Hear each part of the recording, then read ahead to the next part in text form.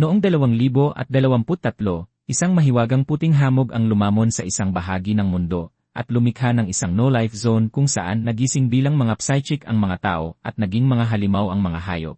Makalipas ang 2 siglo sa isang tiwangwang na nayon sa labas lang mismo ng mist zone na yon. Dito, sinisermunan ng isang babaeng may pulang buhok ang kanyang kapatid dahil sa kawalan niya ng stamina habang tinutulungan siya nitong makaakyat sa pader ng halos 1 oras na. At wala siyang anumang simpatya sa pagrereklamo nito na tinatawag siyang basura dahil sa paglaktaw sa leg day. Pero napakagatlabi na lang ang bida natin at sinabing panoorin na lang kung ano ang kaya niyang gawin. Sumilip siya sa pader gamit ang binoculars pero bigla siya nitong pinatigil. Lumabas na sa loob ng 7 taon, ginawa niya ang lahat para makalagpas sa hindi nakikitang hadlang na ito. Isang kulungan ang lugar na ito at unti-unti nang nawawala ang pag-asa niya tulad ng apoy sa lamparang ito. At mas pinalala pa ng unti-unti niyang pagkabulag dahil sa hindi malamang sakit. Kahit puno ng sakit at pagkadismaya, mas tumindi ang determinasyon niyang tumakas dahil sawang-sawa na siya sa mga nagsasabing walang kwentang pangarap lang ang umalis dito. Tapos na siyang maghintay ng permiso, kaya nagdesisyon siyang kumilos ngayong gabi. Kinalaunan ng gabing iyon, natutulog ang kanyang kapatid nang may nakakatakot na presensyang sumira sa pinto nila, at ginising siya ng bida natin ng isang napakatalinong tanong kung tulog na ba siya. Na nakakuha ng pinakasarkastiko at nararapat na sagot na maiisip mo. Dahil wala ng oras, sinabihan niya itong kunin si lolo mo at umalis na roon. Pero ayaw nitong iwan siya na ipinapaalala sa kanya ang pangako nitong sisirain ang pader. Kaya gumawa rin siya ng sarili niyang pangako na sinisigurong magiging maayos ang lahat. Ipinakita sa isang flashback ang araw kung kailan unang lumitaw ang hamog at nilamon ang buong bayan nila 7 taon na ang nakalipas. Sa gitna ng kaguluhan, nadapa at nahulog ang kanyang nakababatang kapatid kaya nawalay ito sa tumatakbong mga tao. Pero iniabot ng nakababatang bersyon ng bida natin ang kanyang kamay, na desperadong sinabihan siyang hawakan ito, na nangangakong magkasama silang aalis sa impyernong ito kahit ano pa ang mangyari. Iyon ang araw na nanumpa siyang mananatili sa tabi nito hanggang sa tuluyan nitong masira ang hindi nakikitang pader. Pabalik sa kasalukuyan, alam niyang makakapaghintay siya. Pero mabilis nang humihina ang kalusugan ni lolo mo at ang tanging pag-asa nila para sa lunas ay ang makahanap ng ibang panirahan ng tao sa labas ng kulungang ito. Pagkatapos ay may ibinunyag siya na sinasabing ginawa lang ang ipinagbabawal na sonang ito para ikulong siya, hindi ang kapatid niya. Agad siyang sinakal ng kanyang kapatid na gising na ngayon at tumangging iwanan siya. Sinubukan niya itong itulak palayo na sinasabihang iligtas ang sarili nito at ang kanilang lolo sa halip na mag-aksaya ng oras. Kaya iniba niya ang taktika at iminungkahing umalis na ito, maging isang malakas na psychic at saka bumalik para sa kanya. Dahil dito, napahinto siya saglit para pag-isipan ang lohika sa desperadong plano nito. At pumayag siya, pero iniba ang sitwasyon na sinabing maghahanda siya para mas maaga itong makaalis. Bago pa man niya ito maproseso, hinawakan nito ang braso niya na nakikiusap na huwag muna siyang umalis. Niyakap niya ito para lang sulitin ang sandali bago magbago ang lahat. Kinaumagahan, nakatayo ang bida natin sa labas, matatag ang determinasyon para sa haharaping paglalakbay. Kasabay nito, inilalayo ng kapatid niya si lolo mo na naghihinala sa lahat ng bagahe nila. Pero kinakabahan siyang nagpalusot na sinabing may dala lang silang mga ekstrang gamit para sa trabaho. Hindi ito pinaniwalaan ni lolo mo kahit isang saglit dahil alam nitong may itinatago siya rito. Pinalo nito ang dashboard at inutusang ihinto niya ang sasakyan para balikan ang kanyang apo. Samantala, pinaharurot naman ito ng kapatid niya, kaya naiwan ang bida natin na haraping mag-isa ang tiwangwang na lungsod. Ito si Gaofan, at naglalakad siya sa isang death zone na lumalaki na sa loob ng 2 siglo. Pero hindi lang siya kung sino-sino. Siya lang ang tanging taong kilala na nakaligtas dito. Lumabas na gumagana ang buong lugar na ito base sa mga misteryosong patakaran na nakamamatay, at ang tanging gabay lang ay isang depektibong librong binuo ng mga henerasyon ng mga taong namatay para lang malaman ito. Kaya natural, dire-diretso lang siya sa paglalakad na ganap na binabaliwala ang mga babalang abandon all hope. Ibinubuhos niya ang lahat sa iisang alaala, pursigidong makahanap ng paraan makalabas o mamatay sa pagsubok. Ngayong ligtas na ang kanyang pamilya, naglakad si Gaofan papunta sa hindi nakikitang hadlang sa huling pagkakataon.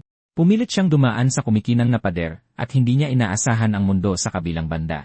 Dahil sa halip na wasak na lugar, may nakita siyang mga bulaklak na namumukadkad sa gitna ng niebe. Puno ng mayayabong at buhay na mga puno ang buong lungsod, isang sikretong paraiso na lantad sa paningin. Napagtanto ni Gaofan na ang tinatawag nilang no-life zone ay isa palang masaganang ecosystem. At saglit niyang inisip na nakahanap na siya ng bagong tirahan para sa kanyang kapatid at kay lolo mo. Nakahanap pa siya ng sariwang tubig at prutas kaya nagdesisyon siyang magpahinga saglit at magpalakas. Dahil nag-impact ng mga supply ang kanyang kapatid para sa kanya, nakapagluto siya ng maayos at mainit na pagkain, na ninanamnam ang maaaring una niyang matinong pagkain sa loob ng napakahabang panahon, at walang kamalay-malay sa susunod na mangyayari. Pagkatapos sa gitna ng pagkagat niya, namuti ang paningin niya nang biglang umatake ang sakit niya. Ang kinatatakutang pagkawala ng paningin ay bumalik at sa pinakamaling oras pa. Nagtiimbagang na lang siya na inaasahang lilipas din ang nakagawiang ilang segundong kadiliman. Pero iba ito ngayon dahil nagliwanag ang mga mata niya na may kakaibang enerhiya at naging mas malinaw ang paningin niya. Luminaw ang paningin niya na nagpapakita ng listahan ng mga patakaran na literal na nakatato sa sarili niyang braso, kaya lubos na nagtaka si Gao Fan sa kakaibang pangyayaring ito. Ito ang mga patakaran sa restricted area, at ang paglabag sa mga ito ay nangangahulugan ng agarang kamatayan. Kaya sa wakas na intindihan niyang gumagana ang buong death zone na ito sa isang mahigpit at hindi nakikitang sistema. Pero kung gaano kabilis itong lumitaw, mabilis din itong naglaho sa kanyang paningin. Pinagtagni-tagni niya ang mga pangyayari. Nakaligtas lang siya dahil naghugas siya ng kamay na sumusunod sa isang patakaran na hindi niya alam na nag-i-exist. Nagbigay ito ng isang magandang ideya. Kung makikita niya ang lahat ng patakaran, magiging immortal na siya rito. Kaya natural na sinubukan niyang paganahin ulit ang bagong kapangyarihan niya at agad ding pumalpak, dahilan para bumagsak siya sa kanyang likod. Mukhang ang matinding abilidad na ito ay hindi niya basta-basta makokontrol. Kaya napagtanto niya na ang pagkain ng karne ng halimaw ang nagpalitaw sa pansamantalang pagkabulag niya at sa nagbigay ng panibagong lakas. Kinukumpirma iyon ng mga lumang pananaliksik. Kaya ng karne ng halimaw na pataasin ang psychic abilities, kaya kailangan lang niyang maghanap ng mas marami pa nito. Samantala, sa isang kalapit na compound na kilala bilang Night Watch Camp, nakatanggap ng alerto ang isang lalaki tungkol sa biglaang pagbabago ng enerhiya mismo sa restricted zone. Ito si Lixin, ang kapitan ng Night Watch, at mabilis niyang pinulong ang kanyang grupo. Mabilis na nagtipon ang squad niya para sa misyon at handa nang ipadeploy anumang oras. Nauna si Yang Hu, ang close combat specialist ng team, na nag-uulat para sa misyon. Sinundan siya ni Zhao Leng, ang residenteng sniper na seryoso sa kanyang eye patch, at para kumpletuhin ang grupo, nandyan si Zhu Xiaoming, ang kanilang special support member. Agad niyang sinermunan si Kapitan Li tungkol sa hindi pa naghihilom nitong sugat, na labis na ikinainis ng huli. Pero pinatigil niya ito, na nagpapaliwanag na nakadiskubre sila ng mga psychic crystal, kaya kailangan na nilang umalis ngayon din. Agad na umangal ang grupo niya, na ipinupuntong kakagaling lang nila sa lugar na iyon at may sugat pa rin ito. Pero pinalo ni Lixin ang mesa, at sinabing mas mahalaga ang mga crystal kaysa sa buhay nila. Dahil malinaw na ang utos ng kanilang kapitan, agad na tumayo ng tuwid ang squad ng walang anumang sinasabi. Makalipas ang 30 minuto, nasa loob na sila ng restricted zone at nakuha na ang target na crystal. Habang tumataka sila, inutusan ni Lixin si Yang Hu na kunin ang kristal at tumakbo habang magsisilbing cover ang iba. Hindi nag-atubili si Yang Hu na tumakbo sa hindi pangkaraniwang bilis para ilabas ang pakete, at sakto lang dahil may isang higanteng halimaw ang umungol ng nakakabinging ingay, na nagpapakita sa isang tila unggoy na halimaw na ngayoy mainit na sumusunod sa kanila sa tiwangwang na mga kalsada. Tumalon ito sa ere, para sadyang pitpitin si Kapitan Li gamit ang isang pounce attack. Kaya isinigaw niyang barilin ito ng sniper niya at ilayo ang halimaw sa tumatakbo nilang kasamahan. Si Zhao Leng, na palaging propesyonal, ay ipinosisyon ang kanyang napakalaking rifle. Nagpaputok siya ng isang high-caliber na bala na puno ng psychic energy na nagpadala rito patawid sa nagninyebeng tanawin ng direkta sa lumilipad na halimaw. Iniling ng halimaw na ito ang ulo niya, na bahagya pang napansin ang papasok na bala, bago pa man diretsong tumama ang bala sa tagiliran ng bungo nito. Lumingon si Yang Hu sa likod, ipinagbubuni ang perpektong headshot ng kanyang kasamahan. Bumangga ang nilalang na ito sa isang kalapit na gusali at tila tuluyan nang na-neutralize ng ilang saglit, pero muli itong bumangon, kaya tumalon pababa si Yang Hu para siya mismo ang tumapos dito. Ipinamalas niya ang signature attack niya, na lumikha ng pamaypay ng 100 gintong sibat sa ere, na pinakawalan ang kanyang golden spear 100 flowers para tuluyang paghiwa-hiwalayin ang halimaw sa ibaba. Nagbigay ng utos si Yang Hu na pinakawalan ang kanyang ultimate attack nang may matinding pagsigaw at nagpadala ng literal na bagyo ng mga gintong sibat na umuulan mula sa langit na tumama sa tila unggoy na halimaw at mukhang napunit ito ng pira-piraso. Pero umungol lang pabalik ang halimaw na nagpakawala ng asul na shockwave na sumalag sa bawat isang sibat. Tumama ang blast wave kay Kapitan Lixin na agad namang binalatan ang laman ng buong braso niya at napasigaw sa takot si Zhu Xiaoming nang makitang naging kalansay ang kalahating braso ng kapitan niya. Hinawakan niya lang ito na isinisigaw na kagatin siya, isang napakatinong pakiusap sa sitwasyong ito. Kinagat niya ang kamao nito, at agad na umilaw ang berdeng healing energy, na dumaloy paakyat sa kanyang braso, at mabilis na nag-regenerate ng lahat ng nawalang kalamnan at balat. Kasabay nito, nagsimulang umakyat sa isang skyscraper ang tila unggoy na halimaw, at buhay pa rin. Kaya tumalon si Lixin sa likod nito na nagdesisyong dalhin ang laban paitaas, at hinawakan ang buntot nito bilang suporta habang naghahanda para sa susunod niyang hakbang. Sinubukan siyang durugin ng halimaw sa gusali, pero may lumabas na gintong harang para harangan ang suntok, na nagbigay kay Lixin ng perpektong pagkakataon para isigaw sa sniper na barilin na ito. Muling dumaan ang isa pang psychic bullet sa hangin, diretsong nakatutok sa ulo ng halimaw, at tumama ito mismo sa mata nito, kaya napaungol ito sa sobrang sakit. Mula sa isang ligtas na distansya, ibinaba ni Zhao Leng ang kanyang napakalaking rifle matapos ang maayos na trabaho.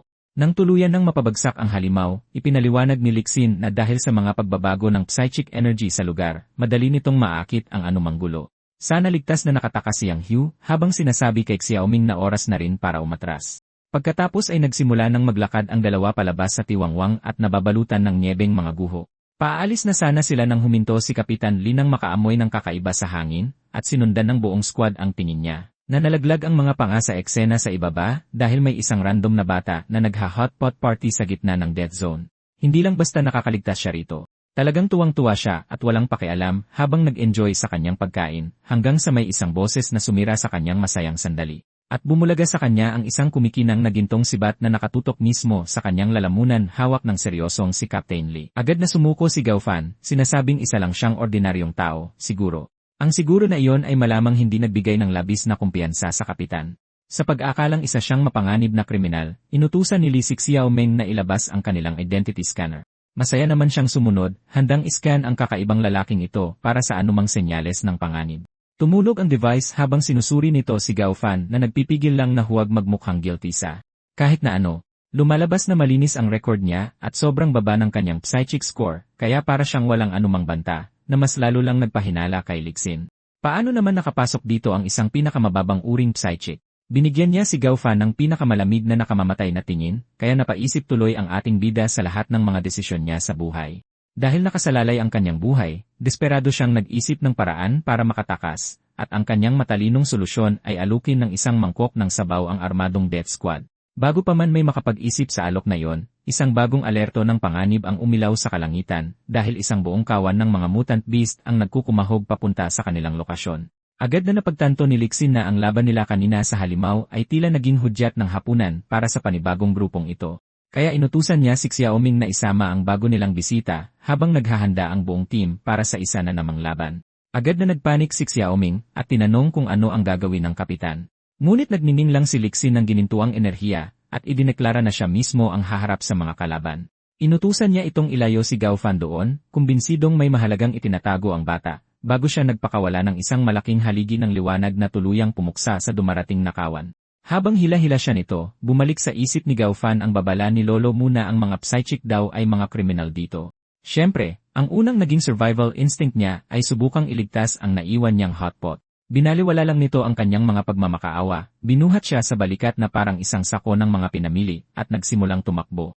Habang walang awang kinakaladkad palayo, naisip niya kung paano laging umaakto ang mga psychic na mas nakatataas sila kaysa sa mga ordinaryong tao. Isa itong leksyong natutunan niya sa mahirap na paraan. Kadalasang mga mamamatay tao lang ang mga taong may kapangyarihan sa mga lugar na walang batas. Mula sa kanyang pabaligtad na paningin, pinanood niya si Xiaoming na walang hirap na tumatalon sa pagitan ng mga gumuguhong bubungan. Ngunit medyo magaspang ang kanyang pagbagsak, kaya halos mabali ang gulugod ng ating bida. Agad siyang nagreklamo na baka maparalisa siya habang buhay dahil sa maling postura nito. Sinabihan siya nitong manahimik kundi ibabagsak siya nito, ngunit bigla siyang natahimik sa nakita niya sa likuran nila. Dahil nagbagong anyo si Captain Lee bilang isang malaking ginintuang mandirigma na pumipigil sa pagdagsa ng mga halimaw. Proud lang na kinumpirma ni Xiaoming na, iyan ang kapitan nila sa kanyang seryosong battle mode. Ang ginintuang higanting ito ay nag-ipon ng napakalakas na enerhiya sa kanyang malaking sibat. Sa isang malinis na paghampas, nagpakawala siya ng isang alon ng purong puwersa na humiwa sa hanay ng mga kalaban. Labis na namangha si Gao Fan, na pagtantong isa itong antas ng kapangyarihan na hindi niya akalaing nag-exist. Pagkatapos ay ibinunyag niya ang katotohanan. Hindi lang sila basta-bastang mga psychic.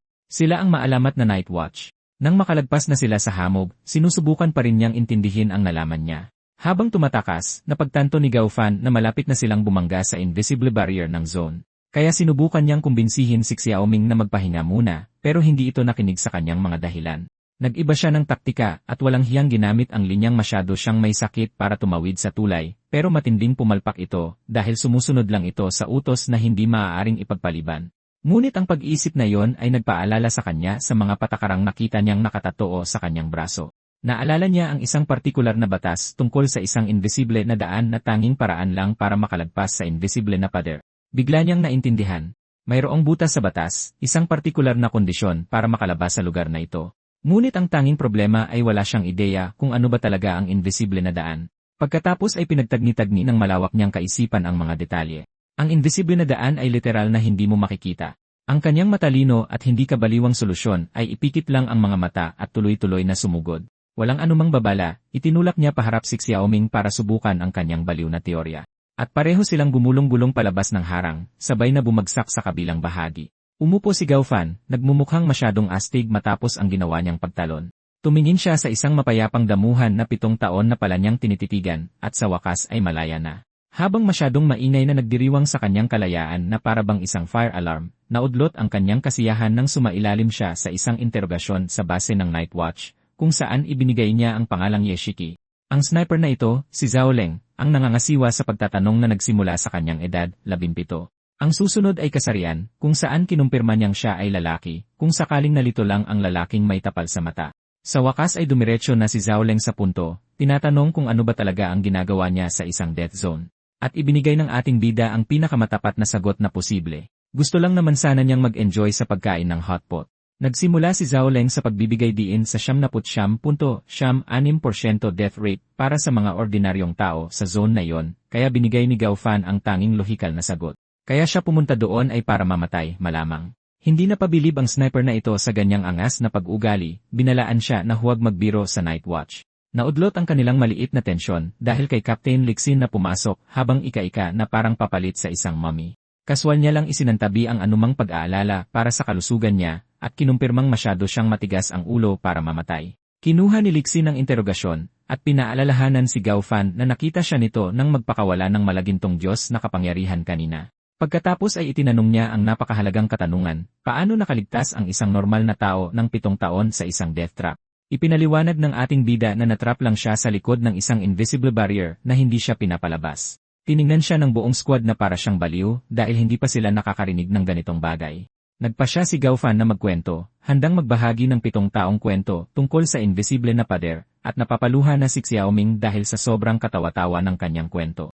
Gumawa ng teorya si Lixin na marahil ay may espesyal na kakayahan ang kanyang mga mata na hindi nasagap ng scanner, kaya isang kasinungalingan ang kanyang rank.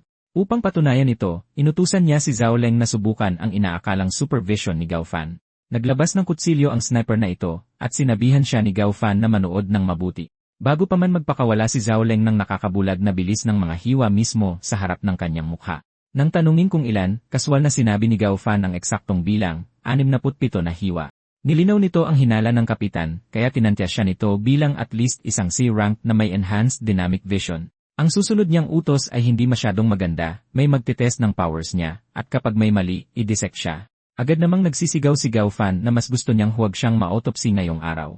Maraming salamat. Nang makalagkad na siya papalayo, tinanong ni Zhao Leng ang kapitan kung naniniwala ba talaga siya sa kahit anong bahagi ng baliw na kwentong iyon. Inamin ni Lixin na maraming butas ang kwento ng bata, pero hindi rin naman siya mukhang masamang tao.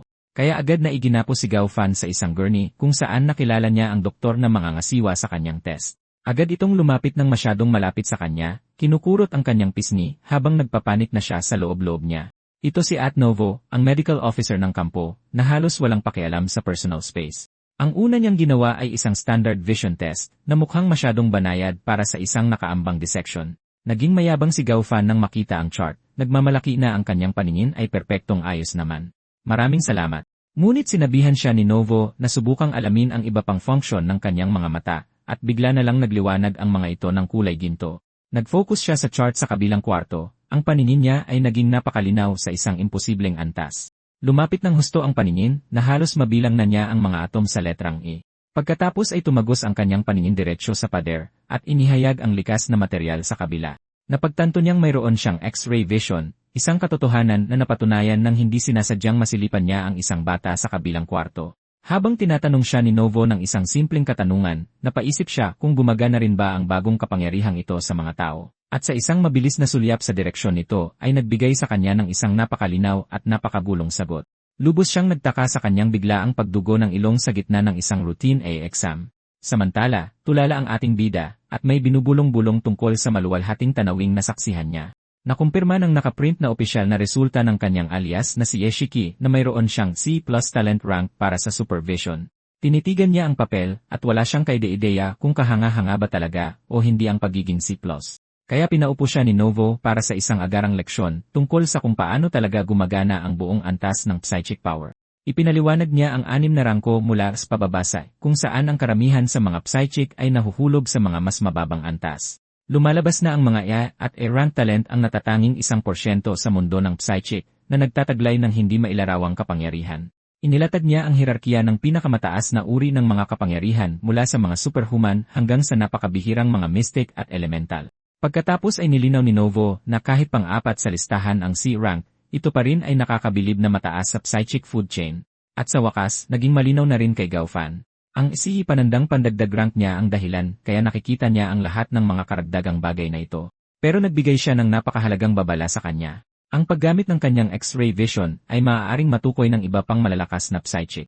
Nauutal siyang sinabi na baguhan pa lang siya sa kapangyarihang ito habang inaalala ang insidente ng pagdurugo ng ilong niya. Dahil nakita ang kanyang potensyal, inalok siya ni Novo ng full scholarship sa National Psychic Academy para sa pambihirang talento niya sa suporta. Ang lugar na ito ay parang Harvard ng mga psychic, isang high-tech na lungsod na may pinakamagandang mapagkukunan at direktang koneksyon sa Night Watch. Ang tanging problema ay ang labis na pagiging eksklusibo nito dahil ang nangungunang ikatlong bahagi lang ng lahat ng nagising na psychic ang natatanggap. Tumama ito kay Gaofan na biglang umamin na pangarap niyang maging isang Night Watchman noong bata pa siya. Tiningnan niya ito ng may matinding pag-asa, sabay tanong kung mayroon ba siyang tunay na pag-asa para sa buhay na yon. Inabutan lang siya ni Novo ng isang opisyal na Lee card, na nagpapatunay na isa siyang ligtas na psychic at maaari nang umalis. Gulat na gulat ang ating bida, nang mapagtanto niyang hindi siya pag-eksperimentuhan at sa wakas ay isa na talaga siyang malayang tao. Tumawa lang siya at sinabing pananakot lang ang lahat ng sinabi ni Lixin at maaari na siyang gumawa ng kahit ano. Dahil nakuha na ang kanyang kalayaan, ang una niyang prioridad ay hanapin sina Lolo Mu at kapatid na si Xuiner para ibahagi ang balita. Pagkatapos ay bumalik ang eksena 8 oras ang nakalipas sa isang mapanglaw na kalsadang nababalot ng niebe kung saan sila huling magkasama. Puno ng pagkakonsensya ang nalilitong si Lolo Mu, sinisisi ang sarili sa pag-iwan kay Yashiki sa death zone. Iginigiit ng pulang buhok na si Xuiner na desisyon niya yon dahil naniniwala siyang masisira lang ang pader mula sa loob. Pagkatapos ay taimtim siyang nangako sa matanda na magiging isa siyang psychic at babalik para iligtas siya. Sa mismong sandaling iyon, isang malakas na pagsabog ang naganap sa kalsada, na nagpagulat sa kanila dahil isang pangkat ng mga nakabaluti at may pulang matangmutan trino ang sumusugod papunta sa kanila. Halos hindi na sila nakapasok sa isang van nang magsimula ang kaguluhan. Habang hinahabol sila ng mga nagwawalang rhino sa nagyelong kalsada, ang napakagandang diskarte ni Lolo Mu ay batuhin ng mga karton ang mga higanting halimaw na mas nakapagpagalit pa lalo sa nangungunang rhino. Mabilis siyang naubusan ng maibabato nang mapagtantong malapit na silang masagasaan, kaya isinigaw niya kay Xuiner na isara ang likod na pinto at bilisan ang pagmamaneho. Pero huli na ang lahat dahil ang isa sa mga halimaw ay nasa mismong ibabaw na nila. Pagkatapos ay bigla na lang sumulpot ang isang mandirigma mula sa kung saan at pinigilan ang rhino gamit ang isang kamay. Pinigilan niya mag-isa ang halimaw para makatakas ang kanilang van bago nagpakawala ng isang umiilaw na asul na suntok na nagpalipad sa halimaw. Kaswal na tumalon sa likod ang kanilang misteryosong tagapagligtas kasama ang gulat na si Lolo Mu. Halatang sugatan ang lalaking ito pero isinigaw lang niya kay Xuiner na patuloy lang magmaneho at huwag nang magtanong. Tinapakan niya ang silinyador at sa wakas ay nakalayo-layo na sila sa pangkat ng mga halimaw. Paglingon nila, nakita nilang nakakalat sa kalsada ang mga rhino na pinatumba niya. Nag-alala si Lolo Mu sa mga sugat ng lalaki, pero mas inaalala ni Xuiner kung sino ba talaga siya. Pinigil sila ng kanilang bagong pasahero, sabay babalang hindi pa tapos ang panganib. At tamang-tama, isang peres ng kumikinang na pulang kuko ang bumaon sa bubong ng van nila, winawasak ang metal na parang basang papel. Lumalabas na nakuha nila ang atensyon ng isang higanting agilang halimaw mula sa itaas. Kaya tumalon palabas ang bago nilang bodyguard, at sinabihang magpatuloy lang sila sa pagmamaneho habang inaasikaso niya ito. Inihagis niya ang isang kumikinang na berdeng kristal kay Xuiner at sinabihang dalhin iyon sa militar. Bago pa niya mapagtantong isa siyang sundalo, nakita niya ang mas matinding panganib sa unahan dahil ang higanting agilang halimaw na iyon ay sumisid pabalik sa kanila. Kinalmot ng halimaw na ito ang van pero sinalubong ito ng isa pang kumikinang na suntok ng kanilang bodyguard.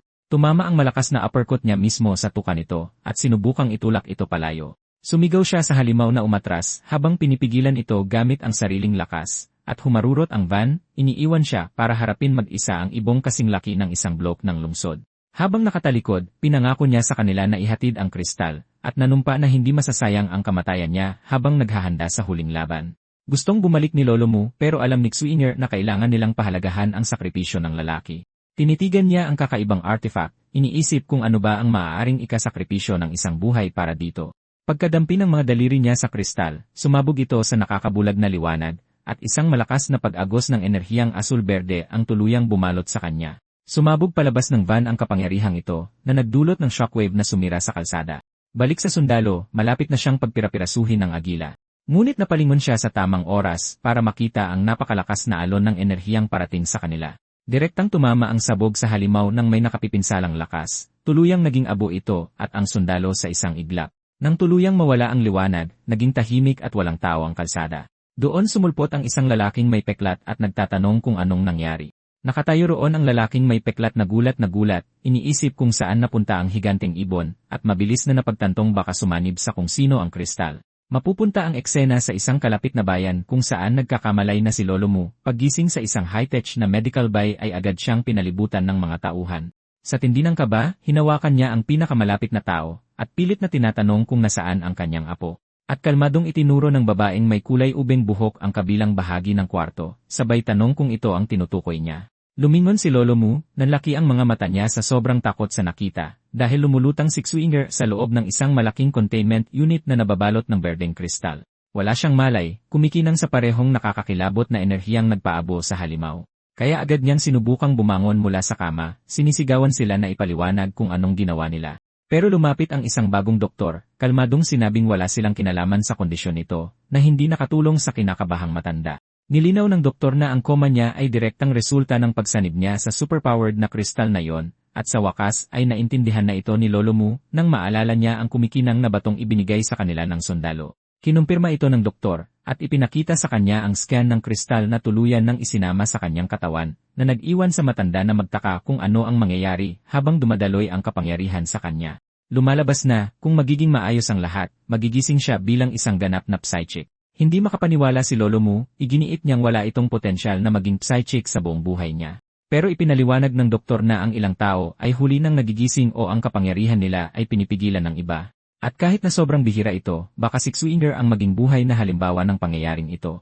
Binalaan ng doktor si Lolo Mu na bagamat matatag ang lagay ni Xuinger, siguradong hindi siya ligtas. Lumalabas na ang malakas na sabog ng enerhiyang iyon ay naglagay ng higanting palatandaan sa kanya para kunin siya ng isang grupong tinatawag na God's Followers. Walang kaide-ideya si Lolo Mu kung sino ang mga taong ito, na isang ganap na makatwirang reaksyon. Nilinaw ng doktor na isa silang napakalakas na grupong terorista na binubuo ng lahat ng psychic.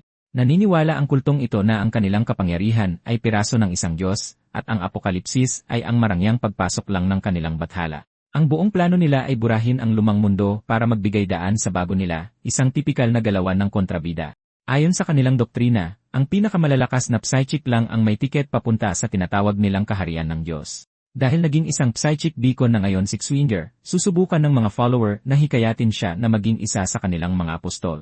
At kung tatanggihan niya ang kanilang mapagbigay na alok, papatayin lang nila siya doon mismo. Pero kung sasalihan niya ang mga ito, kailangan pa rin siyang patayin ng Night Watch, kaya nasa mahirap siyang sitwasyon. Samantala, sa isang skyscraper na nakatingin sa lungsod, mayroon ng kumikilos. Nakita ng isang nakatalukbong na tao ang kanyang target mula sa itaas, at kinumpirmang nahanap na niya ito. Nakatanggap siya ng tawag mula sa kanyang boss, na nag-alok sa Raven na ito ng titulong ika-siyam na apostol kung dadalhin niya ang babae. Tila sabik na sabik si Raven na tanggapin ang promosyon sa pinaka-nakakatakot na paraan. Sa ibang lugar, sinusubukan lang ni Gaofan na magkaroon ng tahimik na bayahe sa bus sa nagyayelong lungsod. Nakatingin sa bintana ang ating bida, ganap na walang alam sa bagong manhunt sa buong lungsod na malapit lang sa kanya, sobrang bored niya kaya napahikab siya ng malakas na halos makabasag ng salamin, at aksidenteng nauntog ang kanyang ulo sa bintana. Sa mismong sandaling iyon, tinapakan ng driver ng bus ang preno, nag-ingay na tumigil, napalipad ang lahat ng mga pasahero habang sinisigawan ng driver kung anuman ang nasa harapan nila. Sinigawan ng driver ang lahat na tumahimik, pinagbabantaang itatapon palabas ang sinumang gagawa ng ingay. Nakinig ng mabuti si Gaofan sa salitang halimaw, opisyal nang nasira ang kanyang tahimik na biyahe. Maingat siyang sumilip sa bintana para makita kung ano ang kaguluhang ito, at nakita niya ang isang may pakpak na demonyong halimaw na nakatambay lang sa gitna ng nagyayelong kalsada. Kumikinang ang mga kulay ubing mata at matutulis na ngipin nito, at halatang hindi ito narito para sa isang palakaibigang pag-uusap. Naiintindihang naguguluhan ang bida natin dahil sa sitwasyong iyon. Sabay tili, lumipad ang nilalang at dumiretso sa kanilang boss. Pero lumabas ang Draber, at inihayag na isa siyang retiradong night watchman at drunk psychic. Nanindigan siya habang pabulusok ang may pakpak na halimaw patungo sa kanya mula sa itaas. Tumatawag ng isang kumikinang na espadang gawa sa enerhiya, at nangangakong poprotektahan ang mga pasahero kapalit ng kanyang buhay. Nagbakbakan ang dalawa kasabay ng pagsabog ng enerhiya, habang ikinulungkot ni Gao Fan ang pagiging psychic na walang kahit anong kakayahan sa pakikipaglaban. Gayunpaman, tumanggi siyang maupo lang at panoorin ang lahat na posibleng mamatay, desidido siyang makahanap ng paraan para makatulong habang nagsimula ring kumislap ang kanyang mga mata. Pag-activate niya ng kanyang paningin, nakita niyang mga normal na tao lang ang ibang pasahero, natataranta sa paparating nilang kapahamakan. Pero napansin niyang ang kapangyarihan niya ay nagpapakita sa kanya ng bagong impormasyon. Kaya sinimulan niyang iskan ang iba pang tao sa bus, naghahanap ng sinumang pwedeng makatulong. Lumalabas na may isang maskuladong lalaki na isang E-rank psychic na may kakayahang patigasin ang balat, isang magandang simula, at isang matandang lalaking nakaupo malapit doon ay isang E-rank din na may kapangyarihang tinatawag na Starfire. Sa kasamaang palad, hindi makagalaw sa takot ang malakas na lalaki, at masyadong mahina na ang matanda para lumaban. Tumama ito ng husto kay Gao Fan. Akala niya palagi ay makapangyarihan ang lahat ng psychic, pero ngayon ay nakikita niya ang madilim na katotohanan. Habang napagtatanto ito ni Gao Fan, ang Draber naman ay walang awang inihampas sa simento. Pero bumangon agad ang matanda, kumikinang sa kapangyarihan at hinahamon ang halimaw na lumapit sa kanya. Tumalon siya pabalik sa laban, dala ang kanyang espada ng enerhiya, sumisigaw na hindi siya basta-basta magpapatalo. Samantala, ang nagmamarunong na malakas na lalaki ay tuluyan ng nasiraan ng loob, umiiyak dahil mamamatay na raw silang lahat. Isang lalaking nakasuot ng suit ang nagsimulang magkalkula ng malamig, sinasabing dapat manalo ang Draber kahit pa kapalit nito ang kanyang buhay. Dahil dito, nakatanggap siya ng malutong na sampal sa mukha mula kay Lolo Starfire, na ipinamukhang ang Draber ang tanging dahilan kung bakit buhay pa sila. Pinaalalahanan niya ang mga duwag na retirado na ang lalaki, at wala siyang obligasyong magsakripisyo para sa kanila. Pagkatapos, kahit may edad na, pinagana niya ang sarili niyang kakayahan, handang lumaban at tumulong. Nang makita ito, natauhan na rin sa wakas ang lalaking nakapagpapatigas ng balat at tumayo.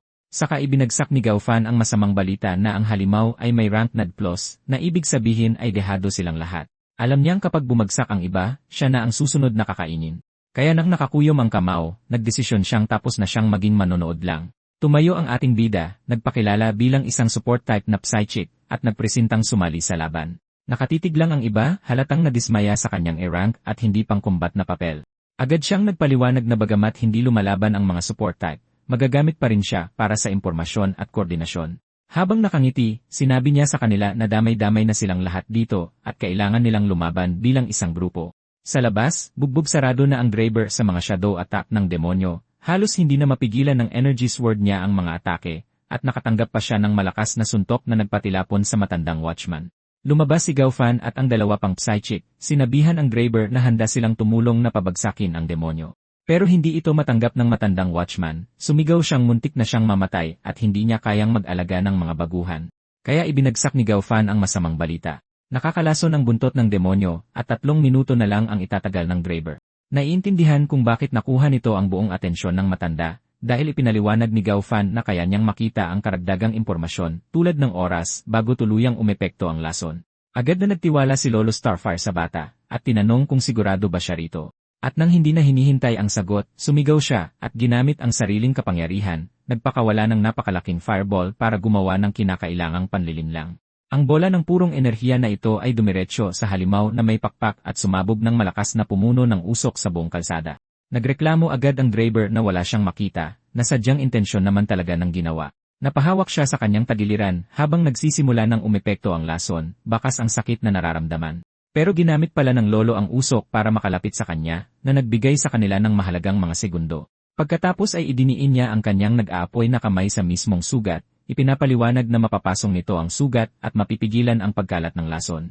Laking gulat ng Draber na naging kapaki-pakinabang pala ang impormasyon ng mukhang sakiting bata, isang tunay na pagpapatunay. Sakto nang matapos siyang gamutin, nawala ang usok, at nakita muli ng demonyo ang biktima nito. Sumisid ito para pumatay, nakalabas ang mga kuko, handa nang tapusin silang dalawa. Ngunit isang bagong katawan ang humarang sa kanila, na sumalo ng buong puwersa ng atake. Ito ay ang lalaking may tumitigas na balat, umiilaw ang katawan habang sinasalo ang atake ng demonyo, sumisigaw na hindi panghabang buhay ang depensa niya kaya kailangan na nilang mag-isip ng plano ng mabilis. Dahil abala ang tangke, ibinaling agad ng demonyo ang atensyon nito sa pinakamahinang target, kay Gao Fan. Agad na napagtanto ng ating bida na sapat ang talino ng halimaw na ito para habulin ang pinakamahina na sigurado siyang siya yon. At nang ganoon lang, dumiretso sa kanya ang may pakpak na halimaw, handa na siyang itumba. Sumigaw ang iba para magbigay babala, pero hindi na tinag si Gao Fan, ang kanyang mga kamay ay umuugong sa enerhiya. Buong buhay siyang tumatakbo palayo sa mga halimaw para lang mabuhay. Ngunit ngayon isa na siyang psychic at tapos na siyang maging biktima. Kaya pinagana niya ang kanyang visual enhancement, sagad ang kapangyarihan sa limitasyon, at inilabas ang isang sikretong baraha na tinatago niya, isang sandaling paghinto ng oras. Magandang pagsasanay pala ang lahat ng pagtulala niya sa bintana ng bus habang nababagot.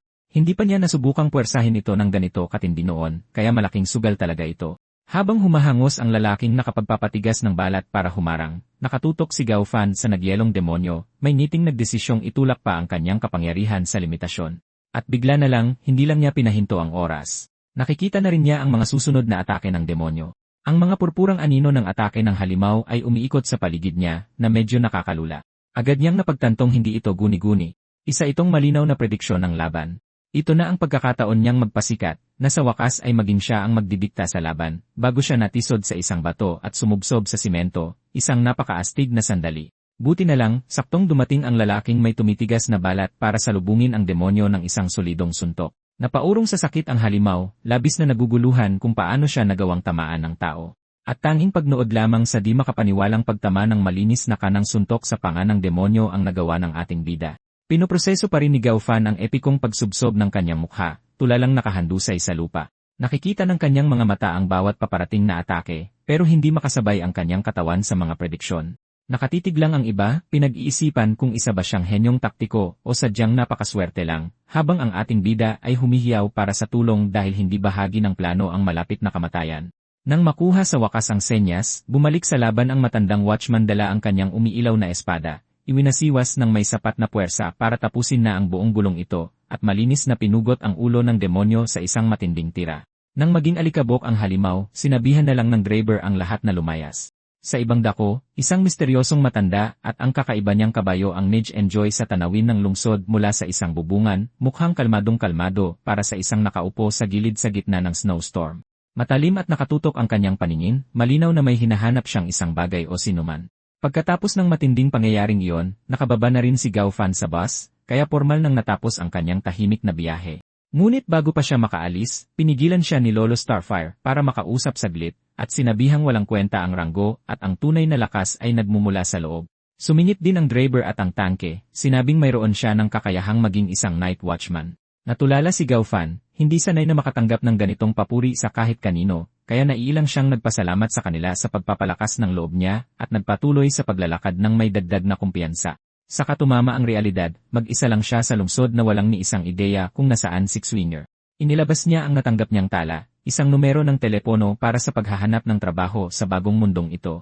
Nakatitig siya sa larawan ni Swinger sa kanyang telepono, alam niyang kailangan niyang lumakas para mahanap ito. Dahil natigil ang paghahanap ng trabaho, masayang nakisuyo si Gao Fan sa isang estranghero na makahiram ng telepono, kaya binigyan siya ng nakakapagdududang tingin. Agad na nagtaka ang lalaki, tinatanong kung bakit walang sariling telepono si Gao Fan. Ngumiti lang ang ating bida, umamin na wala siyang pag-aari at nagtanong kung mahal ba ang mga ito. Pero lumalabas na required ang telepono para sa lahat ng lampas 12 anyos na mas nagpalalim pa ng hinala ng lalaki. Kaya dumuro ang lalaki, pinagbintangang isang dayuhang walang alam si Gao Fan. Naguluhan si Gao Fan sa mabilis na pagbabago ng timpla ng lalaki, nag-iisip kung ano ang nagawa niyang mali. Sa kamalasan niya, nasa kabilang linya na ang lalaki at nagre-report tungkol sa isang nakakapagdududang tao at handa nang ibigay ang buong paglalarawan ng Diumanoy banta.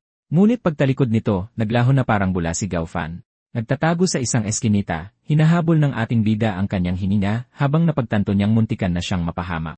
Binalaan siya ng kanyang psychic vision, nahagip ang dumaragdag na galit at hinala ng lalaki, na nag-iwan sa kanya ng katanungan kung ano ba talaga ang isang God's follower, at bakit pero isinantabi na muna niya ang mga pilosopikal na tanong at inuna ang mas mabigat na problema, ang matinding gutom at pagkaligaw niya. Natisod siya habang naglalakad sa nagninyebeng lungsod. Lubos na nalilito sa bago at komplikado niyang buhay na walang ideya kung saan pupunta o kung ano ang susunod na gagawin hanggang sa nahagip ng kanyang paningin ang isang umiilaw na neon sign para sa Red Romantic Bar. Sakto naman, bumukas ang pinto at isang babaeng may kulay ube na buhok ang lumabas habang kaswal na kumakain ng merienda. Natigil siya sa paglalakad at nakipagtitigan sa nawawalang batang nakatayo sa labas na inaatake ng lamig at mukhang agad na naintriga sa inosenteng mukha nito at napagtantong isa itong bihirang tanawin sa mundong ito. Lumapit siya mismo sa mukha ng binata, tinawag itong nakababatang kapatid ng may matalim na ngiti, at tinanong kung nandito ba siya para maglaro sa Red Romantic Bar na nagpapula ng husto kay Gaofan. Lumapit siyang lalo, bumulong ng alok para sa isang inumin, talaga namang ginagamit ang kanyang karisma. Pero agad na nawasak ang romantikong tensyon nang tumunog ng malakas ang tiyan nito dahil sa gutom. Humalakhak lang ang babae nang mapagtantong gutom na gutom ang kaawa-awang bata. Nagbago ang kanyang timpla. Tinanong niya ang pangalan at edad nito, na ngayon ay parang tingin na sa kanya'y isang tutang naliligaw. Sakto namang sumipot ang isang babaeng may berdeng buhok na nagngangalang Lily, gulat na may bisita ang kaibigan niyang si Dudu. Agad na sinuri ni Lily si Gaofan at nagkomento kung gaano siya kagwapo. Kaya kabadong nagpakilala ang bida bilang si Ishiki, isang 17 taong gulang na binata na halatang masyadong nalilito. Napansin ni Dudu na magiging 18 na siya sa susunod na taon, na mukhang napakahalagang detalye para sa kanya. Ang kaibigan niyang si Lily naman ay mabilis na umisip ng kakaibang kahulugan, na pabirong sinabing ang ibig niyang sabihin ay 17 taon para sa isang gabi, na naiwan ang ating bida na parabang nakakita ng multo at malapit ng himatayin. Agad siyang nagsimulang sumigaw na isa siyang mabuting mamamayan na nangako sa Night Watch na hindi siya gagawa ng masasamang bagay. Nakatitig lang ang dalawang babae, lubos na natulala dahil sa kanyang purong inosensya. Maya-maya'y pareho silang napabuntong hininga at humalakhak ng wagas sa kanyang natatarantang pahayag. Lumalabas na ang Red Romantic Bar ay isa lang sikat na chain ng restaurant, hindi isang lugar para sa mga masasamang bisyo. Matapos siyang asarin dahil sa malikot niyang imahinasyon, sinabihan ni Dudu si Lily na ikuha siya ng pagkain bago pa siya mahimatay. Masayang hinawakan ni Lily ang kanyang kamay at kinalagkad papasok ang naguguluhang bata para makakain ng maayos. Ilang sandali lang, tinatapik-tapik na ni Gaofan ang sobrang busog niyang tiyan pagkatapos lumantak ng ilang mangkok ng noodles. Nakamasid lang sa tuwa ang kanyang host, nag-iisip kung pinalayas ba siya sa kanilang bahay dahil inubos niya ang lahat ng pagkain. Dahil busog na siya, nagtanong si Dudu kung bakit siya naglalakad mag-isa sa lungsod, at ipinaliwanag ni Gaofan na nahiwalay siya sa kanyang pamilya at sinusuyod ang bawat bayan para hanapin sila. Natulala ang mga babae sa kwento niya, nagtataka kung paano siya nabubuhay nang hindi namamatay sa gutom.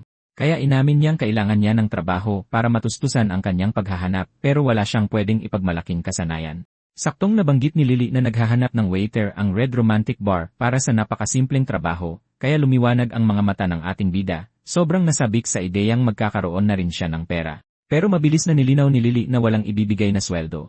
Kailangan niyang kunin ang sahod niya sa mga tip ng mga customer, at idinagdag din niya na kilala ang mga babaeng kliyente na magbigay ng malaking tip para sa magandang serbisyo tuwing gabi. Kaya biglang nag-isip si Gaofan ng malalim habang kinakalkula ang sobrang daming noodles na mabibili niya. Inabot ng ilang saglit, pero sa wakas ay napaisip siya kung bakit tuwing gabi lang lumalabas ang malalaking pera. Sinabi nila sa kanya na nakadepende ang lahat sa kakayahan niyang magbigay serbisyo, habang mukha silang dalawang napakabait na demonyo. At sa isang iglap, nag-umpisang magwala ang mga babala sa isip ni Gaofan na may mali talagang nangyayari. Sinubukan niyang kumbinsihin ang sarili na nag-isip lang siya ng sobra dahil, kahit ano pa yan, trabaho ay trabaho. Tama. Ngunit pagkatapos ay naging mistulang mga simbolo ng pera ang kanyang mga mata. Masyadong malaki ang sweldo para palampasin pa. Kaya sa isang madramang tindig, buong pagmamalaki niyang tinanggap ang posisyon bilang waiter sa Red Romance Bar. Sobrang tuwa ng mga babaeng ito, nang angakong siya ang magiging bida sa palabas habang kinuha ni Lily ang kanyang uniforme. Medyo naguguluhan pa rin si Gaofan, nag-iisip kung anong klaseng espesyal na damit ang kailangan niya para rito. Pagtingin sa gusali, bumalik ang matinding kutob niya. Ang lugar na ito ay tiyak na hindi lang isang ordinaryong bar. Sa kalaliman ng gabi, buhay na buhay ang establishmento sa mga magkasintahan at mga partigor na pumapasok para magsaya. Ang loob nito ay isang totoong nightclub na puno ng mga taong nag-inuman at nagpapakawala. Sa loob, kasagsagan ng party kung saan patuloy ang inuman at ang lakas ng musika, at naroon si Gaofan sa kanyang bagong uniforme, mukhang balisang-balisa na parang pusang inilubog sa tubig. Inabot lang ng humigit kumulang 5 segundo para mapansin ng isang grupo ng kababaihan ang gwapong bagong empleyado, na agad siyang pinalibutan, nagtatanong kung siya ang bagong mukha rito ngayong gabi. Kinakabahan niyang kinumpirma na unang araw niya ito, habang napaliligiran at pakiramdam niya'y wala siya sa lugar. Ang isa sa kanila ay lumapit ng husto sa kanya, nagtatanong kung alam niya ang mga espesyal na serbisyo ng bar, na nagpataranta sa ating bida dahil siguradong nilaktawan ni Lily ang bahaging iyon ng oryentasyon. Hawak na niya ang makapal na bungkos ng pera, pilit na kinukumbinsi ang sarili na normal lang ang lahat ng ito, habang sumisigaw ang isip niya na hinding-hindi magpapasilaw sa pera ang kanyang kaluluwa. Ngunit nakyutan lang ang mga babae sa kanyang nakakatuwang kaba, at nangakong babalikan siya sa ibang pagkakataon. Lumalabas na gusto lang palang magbayad ng mga pagod na mamamayan na ito para may makinig sa mga hinaing nila, at umalis siyang puno ng pera ang bulsa at may marka ng lipstick dahil sa nangyari. Dahil sa buong karanasang ito, nagkaroon siya ng kaunting krisis sa sarili patungkol sa kanyang bagong trabaho. Kinalaunan, sinubukan niyang hugasan ang lahat ng kakatuwang nangyari sa araw na iyon habang naliligo. Habang iniisip na ang kakaiba niyang bagong buhay ay malayo sa ligtas na lugar na pinangarap niya, bumalik sa isip niya ang paggising ng kanyang kapangyarihan at ang pagbasag sa pader para iligtas si Swinger, na naging dahilan kung bakit siya inimbestigahan sa isang kampo militar pagkatapos. Naalala rin niya ang pag-atake ng demonyo sa bus, isang simpleng martes lang sa kanyang buhay, na humantong lahat sa pagkakakuha niya ng trabaho bilang propesyonal na kasama sa isang nightclub. Sa patuloy na paglakas ng kanyang kapangyarihan, napagtanto niya na wala siyang ibang pagpipilian kundi masterin ito. Tumuon siya sa kanyang sarili, sinusubukang unawain ang ginintuang sentro ng kanyang bagong kakayahang psychic, na agad na nagpalipad sa kanyang imahinasyon kung ano talaga ang ibig sabihin ng trabahong ito, at nakakasiguro siyang hindi handa ang inosenteng kaluluwa niya para rito. Samantala, sa isang pribadong silid, ang tunay na boss ng bar, si Sister Hong, ay hindi mukhang bilib, pinagmamasdan ng kanyang matalas na paningin ang bawat detalye, at ayaw niya ng mga sorpresa sa kanyang establishmento. Sa sandaling iyon, masayang pumasok si Dudu, binabati ang kanyang boss na parang walang anumang alalahanin sa mundo. Kaswal niyang ipinaliwanag na kumuha sila ng bagong bata dahil kulang sila sa tao, ngunit walang pakialam si Hong sa mga empleyado, bagkus ay pilit na inaalam kung mayroong totoong balita sa bayan. Lumalabas na may malaking impormasyon si Dudu. Isang nagyelong babae ang biglang lumitaw at ngayon ay nasa kamay na ng Night Watch. Agad nitong nakuha ang atensyon ni Hong at inutusan niya si Dudu na alamin kung sino ang misteryosang babaeng ito. At mula sa shower, naririnig ni Gao Fan ang lahat na pagtatantong ang bar na ito ay isang front para mangalap ng impormasyon. Biglang nag-alab ang kutob ni Sister Hong, nararamdamang may nagmamasid sa kanya, at mabilis siyang lumingon upang alamin kung sino ang nakikinig. Habang nahuhuli ng psychic vision ng ating bida ang buong usapan mula sa isang ligtas na distansya, umatras siya sa tamang oras, ang puso niya ay kumakabog ng malakas dahil muntik na siyang mahuli sa unang araw niya. Ang kapangyarihang ito na makinig ng lihim ay talagang nakakapagpabago ng laro, ngunit lubhang mapanganib ding gamitin. Pagbalik sa kwarto, naguguluhang tinanong ni Dudu si Sister Hong kung ano ang nangyari, ngunit nanliit ang mga mata ni Hong, ang isip niya ay agad na bumalik sa saktong-saktong pagdating ng bagong empleyado. Muli lang itong kinumpirma ni Dudu, hindi naintindihan ang panganib na dinala niya sa kanilang operasyon. Kinabukasan, masaya niyang tinawag si Gao Fan para mananghalian, walang kamalay-malay sa paparating na gulo. Sumilip si Dudu sa kanyang kwarto na may masayang pagbati ng magandang umaga, at naabutan niya si Gao Fan na nagpupush up at halatang nabigla. Nang makita ang katawan niya, agad siyang napatalon sa sobrang paghanga bilang isang fangirl, at sinugod siya para hawakan, dahilan upang magkumahog sa pagtakbo ang ating bida. Nagkunwaring kalmado si Dudu, nagtatanong kung bakit siya tumatakbo gayong gusto lang naman nitong mananghalian. Kinakabahan siyang nagpaalala sa kanya na ang harassment sa trabaho ay hindi katanggap-tanggap kahit parito. Natawa lang siya rito, pinupuna kung gaano kabilis natutunan ng binata ang masasamang bagay sa mundo. Sinubukan ni Gao Fan na palabasin siya ng kanyang kwarto para makapagbihis ng payapa, ngunit nawala ang kanyang pagiging palakaibigan nang itanong nito kung minanmanan ba niya si Sister Hong kagabi. Ang tanong na iyon ay tumama sa kanya na parang trap. Bistado na ang kanyang sikreto. Sinubukan niyang magkunwaring inosente, umaaktong parang wala siyang ideya sa sinasabi nito. Kaya idiniin siya ni Dudu sa pader, kinukumpirmang ang bar ay isang front para sa intelligence. Ibinunyag niyang alam niya ang lahat tungkol sa kanyang psychic na mata at pilit inaalam kung ano ang intensyon niya. Lumalabas na hindi ito isang interogasyon. Ito pala ay isang alok na trabaho para maging bago nilang ahente ng Intel. Ang unang naisip ni Gao Fan ay ang mawalan siya ng kalayaan, kaya agad siyang nagtanong kung pwede ba siyang tumanggi. Nabigla si Dudu sa kanyang pagtanggi na iginigiit na bagay siya para sa Red Romance, ngunit ipinaliwanag niya na may mas malalaki siyang layunin kaysa sa maging isang impormante. Kailangan niyang maging mas malakas. Pinasalamatan niya ang kabaitan nito, ngunit naging malinaw siya na hindi siya maaaring manatili rito habang buhay. May dahilan kung bakit kailangan niyang pumunta sa restricted zone kahit pa ikamatay niya ito. Tinanggap na lang ito ni Dudu, sinasabing sa linya ng trabaho nila, lahat ay may tinatago. Itinuro siya ni Dudu patungo sa isang bagong linis na restricted zone, ang perpektong lugar para sa isang baguhan upang mangalakal. Inihagis pa nito sa kanya ang isang malinis na cellphone bilang pabaon nang angakong wala itong bug. Nakasave na roon ang numero niya at ni Lily, iniiwang bukas ang pinto para sa pagbabalik niya. Taos pusong na-touch ang ating bida sa ginawa niya, tinatawag siya sa huling pagkakataon, na agad namang inakala ni Dudu na nagbago na ang isip niya, ngunit magpapasalamat lamang pala ito. Bakas ang kanyang pagkabigo habang ang kanyang mataas na pag-asa ay mabilis na nadurog ng tuluyan. Pagkatapos ay gumawa si Gaofan ng isang madrama at nag-aalab na pangako na siguradong babalik siya para suklian ang kabaitan nila. Habang naglalakad siya palabas sa nagyayelong lungsod, umalingaw-ngaw ang huling salita ng babae na nangangako ka diba. Sa loob, pinanood siya ni Dudu at Lily na umalis, pinag-iisipan ang kakaiba at malapit nilang buhay bilang mga information broker. Samantala, tiningnan ni Gaofan ang kanyang mapa, na pagtatantong huminto sa pag-unlad ang kanyang mga psychic na kapangyarihan at kailangan ng tunay na hamon. Nagpasya siyang ang restricted area 77 ang tanging lugar kung saan niya malalampasan ang kanyang limitasyon anuman ang panganib. Pagkalipas ng ilang oras, dumating siya sa isang malungkot at nagyayelong kampo na puno ng iba pang mga hunter at psychic. Naglakad siya sa gitna ng karamihan, isang nag-iisang bata sa dagat ng mga batikang propesyonal. Lumalabas na ang lugar na ito ay isang gold rush para sa mga high-level na psychic na umaasang makahanap ng malaking kapalit sa ilang na lugar. Biglang hinawakan ng isang malaking lalaki na may asul na tirintas ang balikat niya, tinatanong kung nag-iisa lang siya. Kinumpirma ni Gaofan na nandito siyang mag-isa para maghanap ng trabaho, na hindi man lang natakot kahit kaunti. Ipinakilala ng lalaking ito ang sarili bilang isang Class C na kapitan, na tamang-tama ay naghahanap pa ng isang miyembro para sa kanyang grupo. Pagkatapos ay tinanong niya ang napakahalagang katanungan, ano ang ranggo ni Gaofan? Gamit ang mabilis na pag-scan, ibinunyag ng kanyang psychic na mata na ang buong pangkat ay halu-halong ranggo C at E. Kaya kalmado niyang sinabi sa kapitan na siya ay nasa level E, na malamang na hindi ang sagot na inaasahan nito. Talagang natawa rito ang kapitan, nagtatawang may lakas pa ng loob ang isang E-rank na baguhan na magpakita rito. Ngunit ang pangungutyang iyon ay nagpaalab ng kung ano kay Gaofan, habang muling nabuhay ang kanyang psychic na mata, binibigyan siya ng malinaw na pangitain ng malagim na hinaharap ng kapitan. Ipinakita ng kanyang pangitain ang isang parasitikong demonyo na nakakapit sa isip ng lalaki, kinokontrol ito na parang isang nakapandidiring puppet master na sumisipsip ng kaluluwa.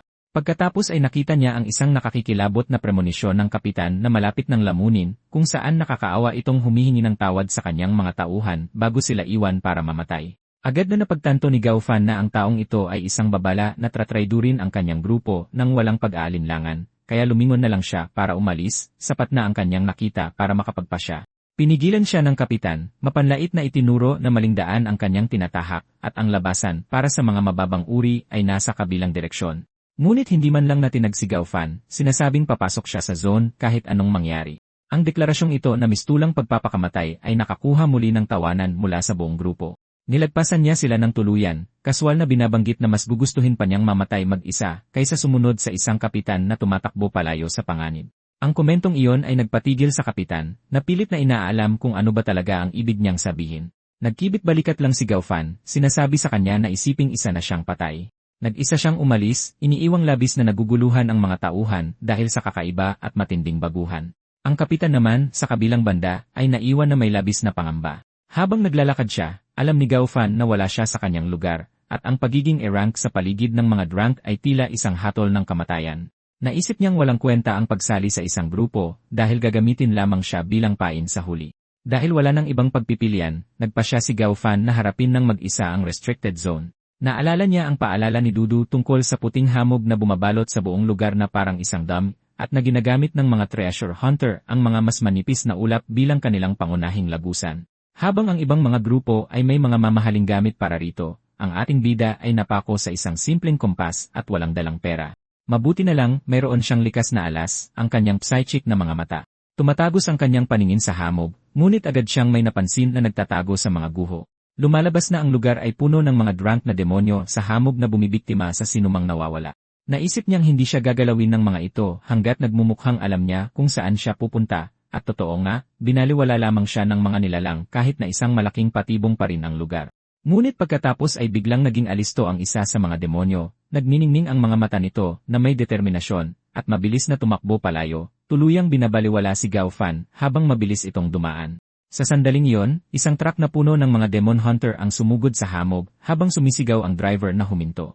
Sobrang natataranta ang kapitan, kaya napapreno siya ng malakas sa gitna ng kalsada. Nagtanong ang mga tauhan niya kung anong nangyayari, sobrang nagulat sa biglaang paghinto. Naramdaman ng leader nila ang kakaibang pagbabago ng enerhiya, iniisip na baka ilusyon lang ito. Nagpatuloy sila sa pagmamaneho, muntik nang masagasaan ang ating bida na nagtatago sa likod ng sasakyan at halos atakihin sa puso. Naalala niya ang babala ni Dudu na kapag nahuli siya rito ng walang lisensya, siguradong kulungan ang bagsak niya. Pagkaraan nila, nakahina siya ng maluwag, inaakalang ligtas na siya. Pero nang kumalma siya, napako ang tingin niya sa mga nagliliwanag na pulang text na lumitaw sa ere. Isa itong kakaibang listahan ng mga patakaran sa lugar, kabilang ang bawal umiyak at maghugas ng kamay bago kumain. Naisip ni Gaofan na nababasa ng kanyang psychic eyes ang mga nakatagong patakaran sa zone, isang malaking bentahe para sa isang baguhan. Tuwang-tuwa siya agad, iniisip na nahanap na niya ang pinakamabisang survival guide para sa pag-ikot sa impyerno. Kaya sinimulan niyang kabisaduhin ang listahan, at ang unang patakaran ay ang makatuwirang bawal magpatayan.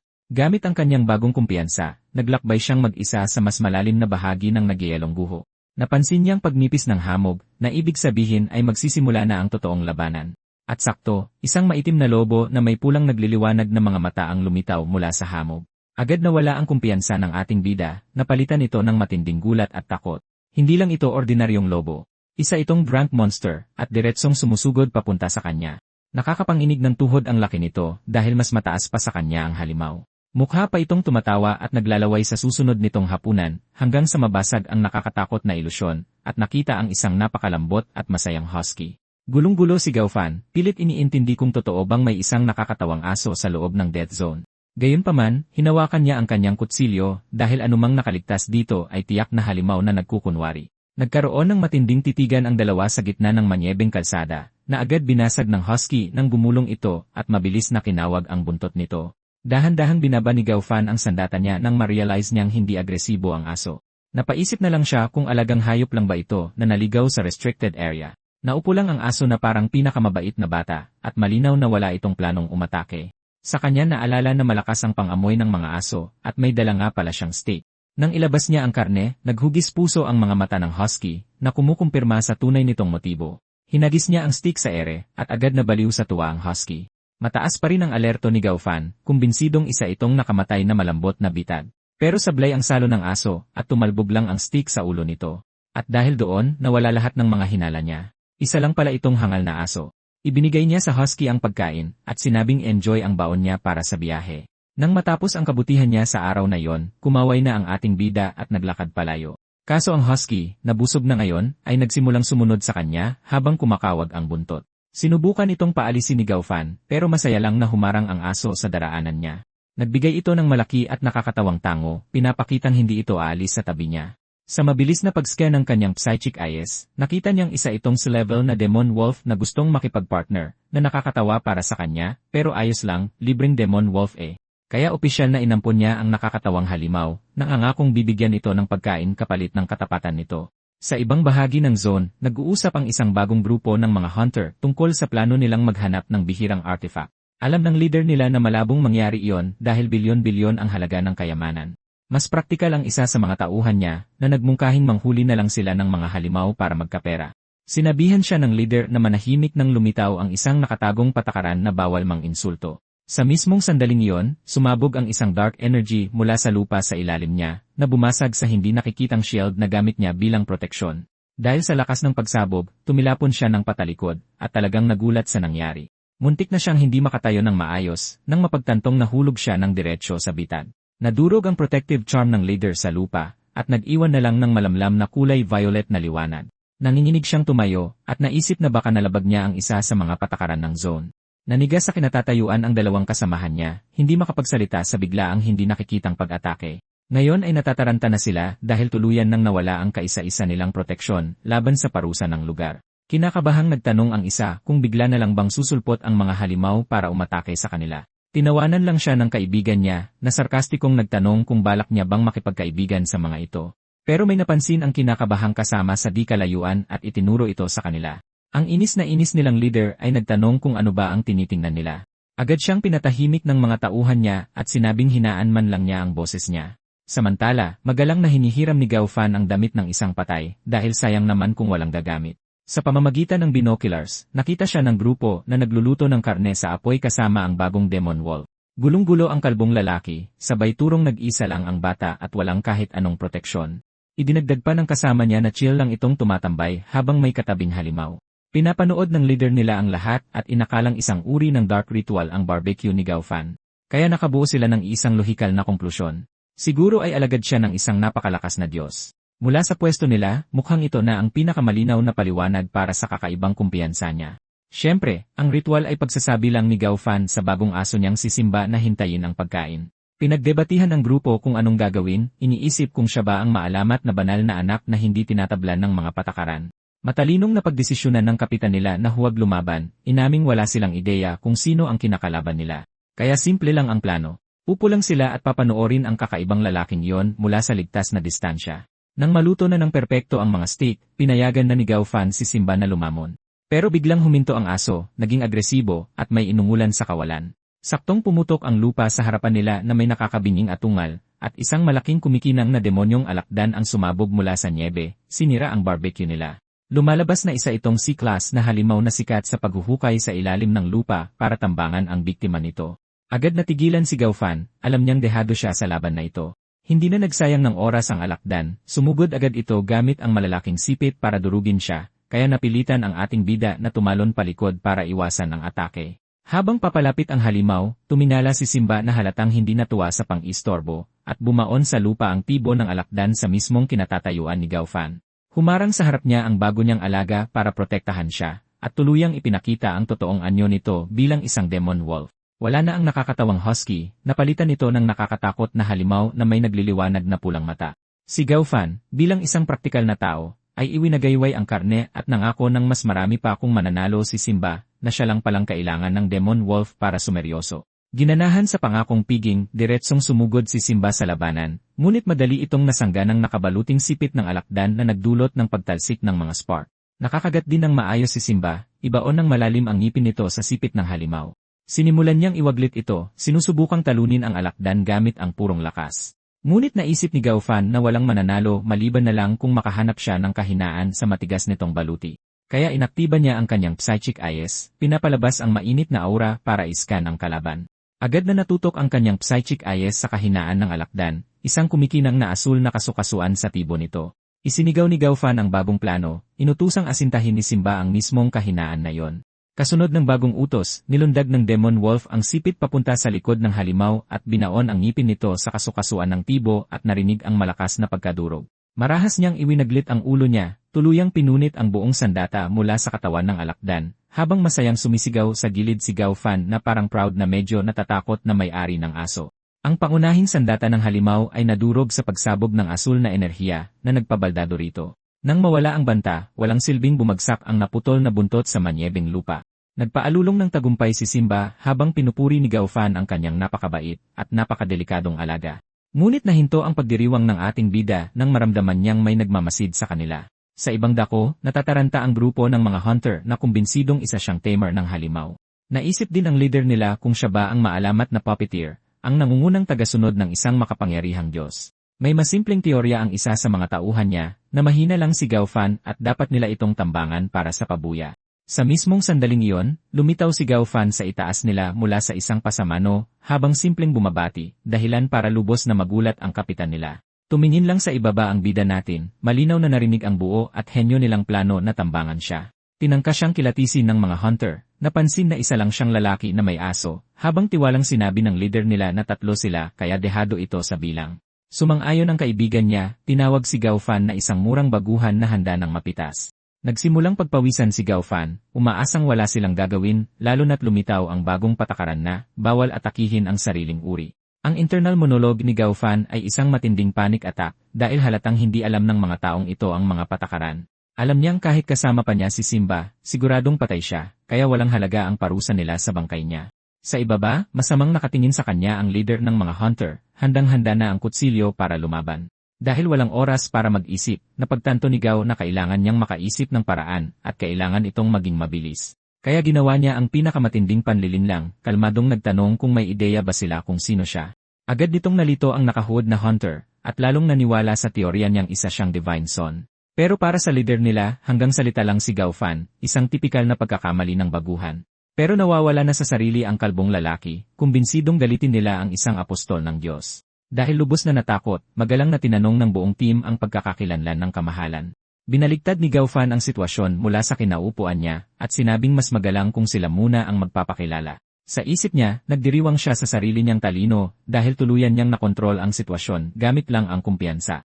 Agad na humingi ng tawad ang leader na ito, si Zhao Sixi, at nagpakilala bilang isang endurance-type psychic. Pero bago siya matapos, pinutol siya ni Gaofan gamit ang isang matalim at may otoridad na pagpapatahimik. Labis na nagtaka si Zhao Sixi sa biglaang utos, iniisip kung ano ang nasabi niyang mali. Pagkatapos ay idineklara ni Gaofan na dahil sa paglabas niya ng sandata, kailangang tiisin ni Zhao Sixi ang isang atake bilang parusa. Sinabihan niya ang hunter na tumayo lang, na nag-trigger sa isang nakatagong patakaran tungkol sa pagtugon sa iyong pangalan, kaya naging alisto si Zhao Sixi habang inaalam kung anong klaseng hindi nakikitang atake ang darating. Isang biglaang energy blast ang bumangga sa pader sa tabi niya, isang malinaw na babala. Pagkatapos ay biglang lumitaw ang isang dambuhalang spectral blade mula sa kawalan at tumuhog sa mismong dibdib niya. Bumagsak ang hunter na ito sa mayelong lupa, napabagsak ng isang patakarang hindi man lang niya alam na nag-exist. Nawawala na sa katinuan ang dalawang natitirang hunter na ito, hindi makapaniwalang nakatitig sa kung ano ang nangyari. Kumbinsido ang isa sa kanila na baka mayroong level na word-based attack talent si Gaofan. Sa isip ni Gaofan, nagdiriwang siya sa kanyang napakagaling na panlilinlang, pagkatapos ay malamig na nagtanong kung sino sa kanila ang susunod. Sapat na yon para mapaluhod ang grupo at magmakaawa ng tawad, tuluyan ng sumuko. Sa isang huling nakakatakot na tingin, sinabihan na lang sila ng bida natin na lumayas na sa paningin niya. At ganoon lang, nagkukumahog silang tumakas, habang bitbit ang kanilang walang malay na leader. Pinanood sila ni Gaofan na umalis, humihinga ng malalim sa ginhawa, dahil naiwasan niya ang tiyak na kamatayan. Agad siyang humarap kay Simba, nang angako ng malaking steak dinner, dahil sa pagiging napakabuti at nakakatakot na alaga nito. Sa ibang lugar sa isang hunter outpost, nagsisimula pa lang ang epekto ng inkwentrong ito. Dahil biglang pumasok ang kasamahan ni Zhao Sixi, desperadong i-report ang nakita niya sa kanyang Panginoon, habang isang bagong commander na may seryosong headphones ang kalmadong nagtanong kung ano ang problema. Ipinaliwanag ng lalaking ito na nakabangga nila ang isang halimaw na hunter, na hindi bababa sa rank, o bakas rank pa nga. Dahil naintriga, umupo ang commander at sinabihan siyang ikwento agad ang lahat ng detalye. Inilarawan niya ang isang lalaking nakamaskara na nag-uutos sa isang demon wolf at gumagamit ng word magic na hinihinala niyang isang god's follower. Napabangon ang commander sa huling bahagi at hiningi ang lokasyon para makita mismo ang follower na ito. 4 na araw ang lumipas, sa kalagitnaan ng restricted zone, halatang nagpapa-level up sina Gaofan at Simba. Lumalabas na nagbunga ang lahat ng pangangaso nila. Opisyal nang nag-evolve si Simba bilang isang level demonic wolf. Napansin ni Gaofan na sapat na ang lakas ng alaga niya para mag-isang kalabanin ang isang B-class crocodile. At sakto, kasalukuyang nakikipaglaban si Simba, sinisira ang isang malaking armored crocodile, na gumanti ng malakas na hampas gamit ang claws na may enerhiya na handang durugin siya. Mula sa ligtas na distansya, isinigaw ni Gaofan kay Simba na atakihin ang malambot na tiyan ng buwaya. At sa kabutihang palad, sapat ang talino ng kanyang demon wolf para sumunod sa mga simpleng utos sa labanan, kaya sumugod siya at tinanggalan ng malaking laman ang kahinaan ng halimaw. Naisip ni Gaofan na dahil sa 3-second contact rule, hindi man lang niya pwedeng sakyan si Simba, nakakapanghinayang talaga. Samantala, isang nilalang na may pakpak ang lumilipad sa itaas ng kagubatan, nagmamasid sa paligid, at mabilis nitong kinumpirma na ang bata kasama ang demon wolf ang eksaktong hinahanap nila. Lumalabas na ito ang scout ng commander na nag-uulat na mukhang remote control ang kapangyarihan ni Gaofan, pero naputol ang kanilang pagmamasid nang pumutok ang isang malaking haligi ng pink na enerhiya sa di kalayuan, na nag-isip sa buong squad na may lumitaw na isang legendary forbidden artifact. Sa ibaba, matagumpay na nakatayo si Simba sa ibabaw ng patay ng armored crocodile, at nakita rin ni Gaofan ang parehong nagbabadyang ilaw na nagpapaliwanag sa langit. Siyempre, ang unang naisip niya ay may kayamanang makukuha, kaya naisip niya na dahil mag-isa lang sila, mas mabuting puntahan nila ito para tingnan. Kaya naman, nagtungo ang dalawa sa kakaibang pink na kabubatan papunta sa liwanag. Napagtanto ni Gaofan na nakapaglakbay na siya ng 100 kilometro nang hindi man lang nakakarating sa sentro ng zone. Hanggang sa biglang huminto si Simba sa paglalakad at naglabas ng isang babalang alulong.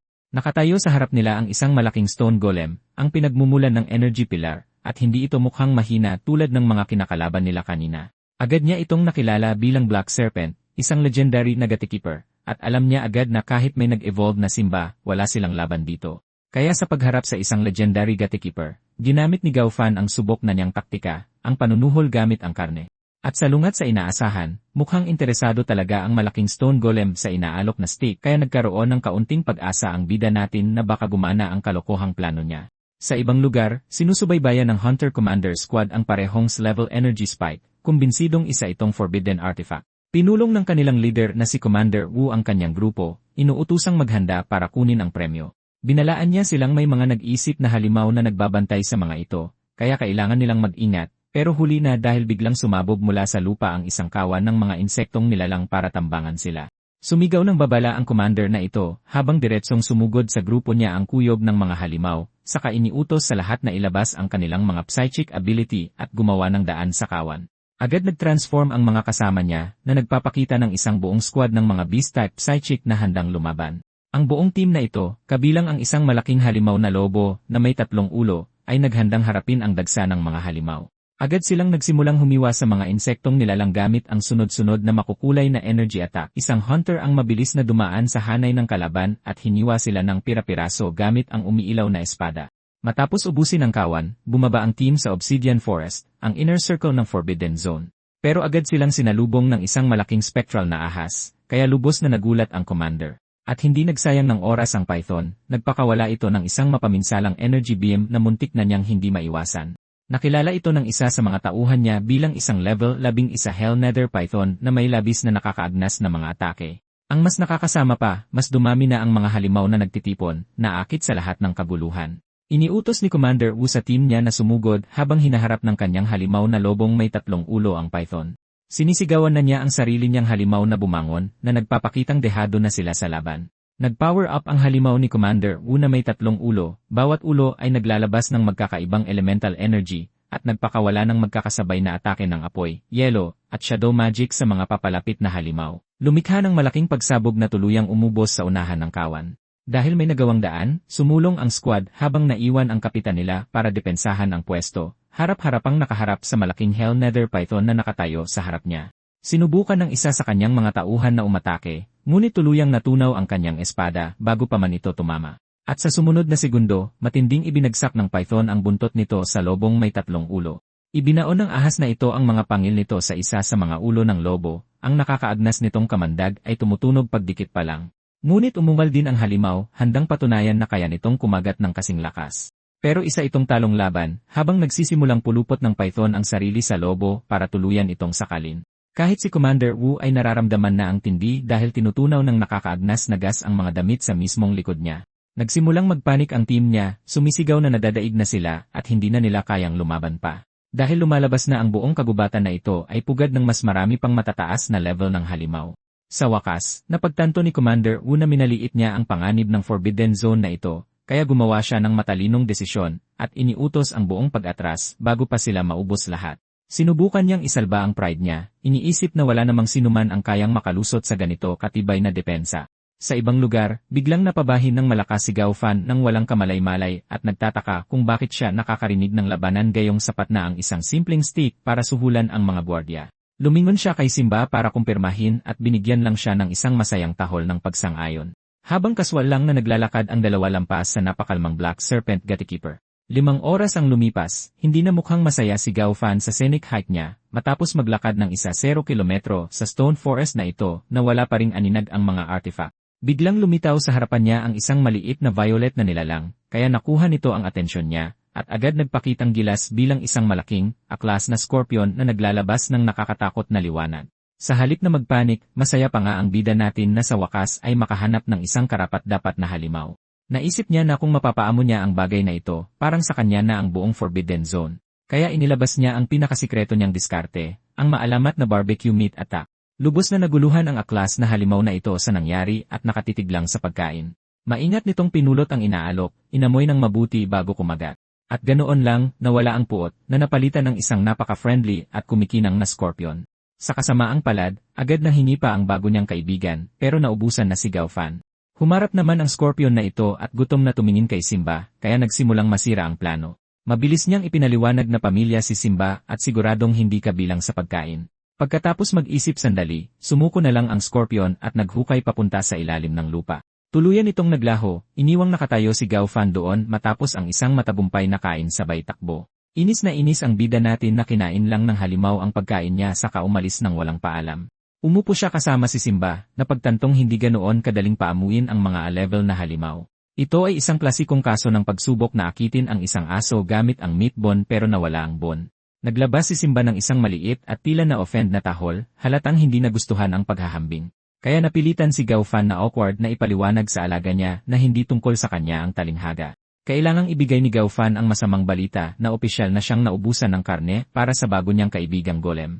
Pero nang mag-umpisa na sana siyang humigop ng sabaw, biglang naging alerto si Simba dahil may naramdaman ito. Malakas itong tumahol nang biglang lumipad pabalik ang Purple Scorpion kanina at nagbaba ng isang bagong huling baboy sa paanan nila bilang pasalubong. Ang aklas na halimaw pala ay hindi lang basta kumain at tumakas. Namili lang pala ito ng pagkain para sa kanila. Sa ibang dako kung saan nagmumula ang enerhiya, isang bagong squad ng mga hunter ang nakahanap sa tarangkahan ng ipinagbabawal na artifact. Inutusan ng kanilang leader ang kanyang koponan na bantayan ang paligid habang sinusubukan niyang alamin ang mga patakaran nito. Ang grupong ito, na may kasamang Rank Archer at si Rank Warrior, ay mabilis na bumuo ng depensa. Paghawak sa tarangkahan, agad niyang kinumpirma na ang psychic energy ay hindi bababa sa A-level. Isa sa kanyang mga tauhan, na gumagamit ng sledgehammer, ang nagmungkahi ng napakagandang plano na basagin na lang ito. Agad namang pinigilan iyon ng leader, at ipinaliwanag na ang mga artifact na ito ay sumusunod sa mga patakaran, hindi sa pisika.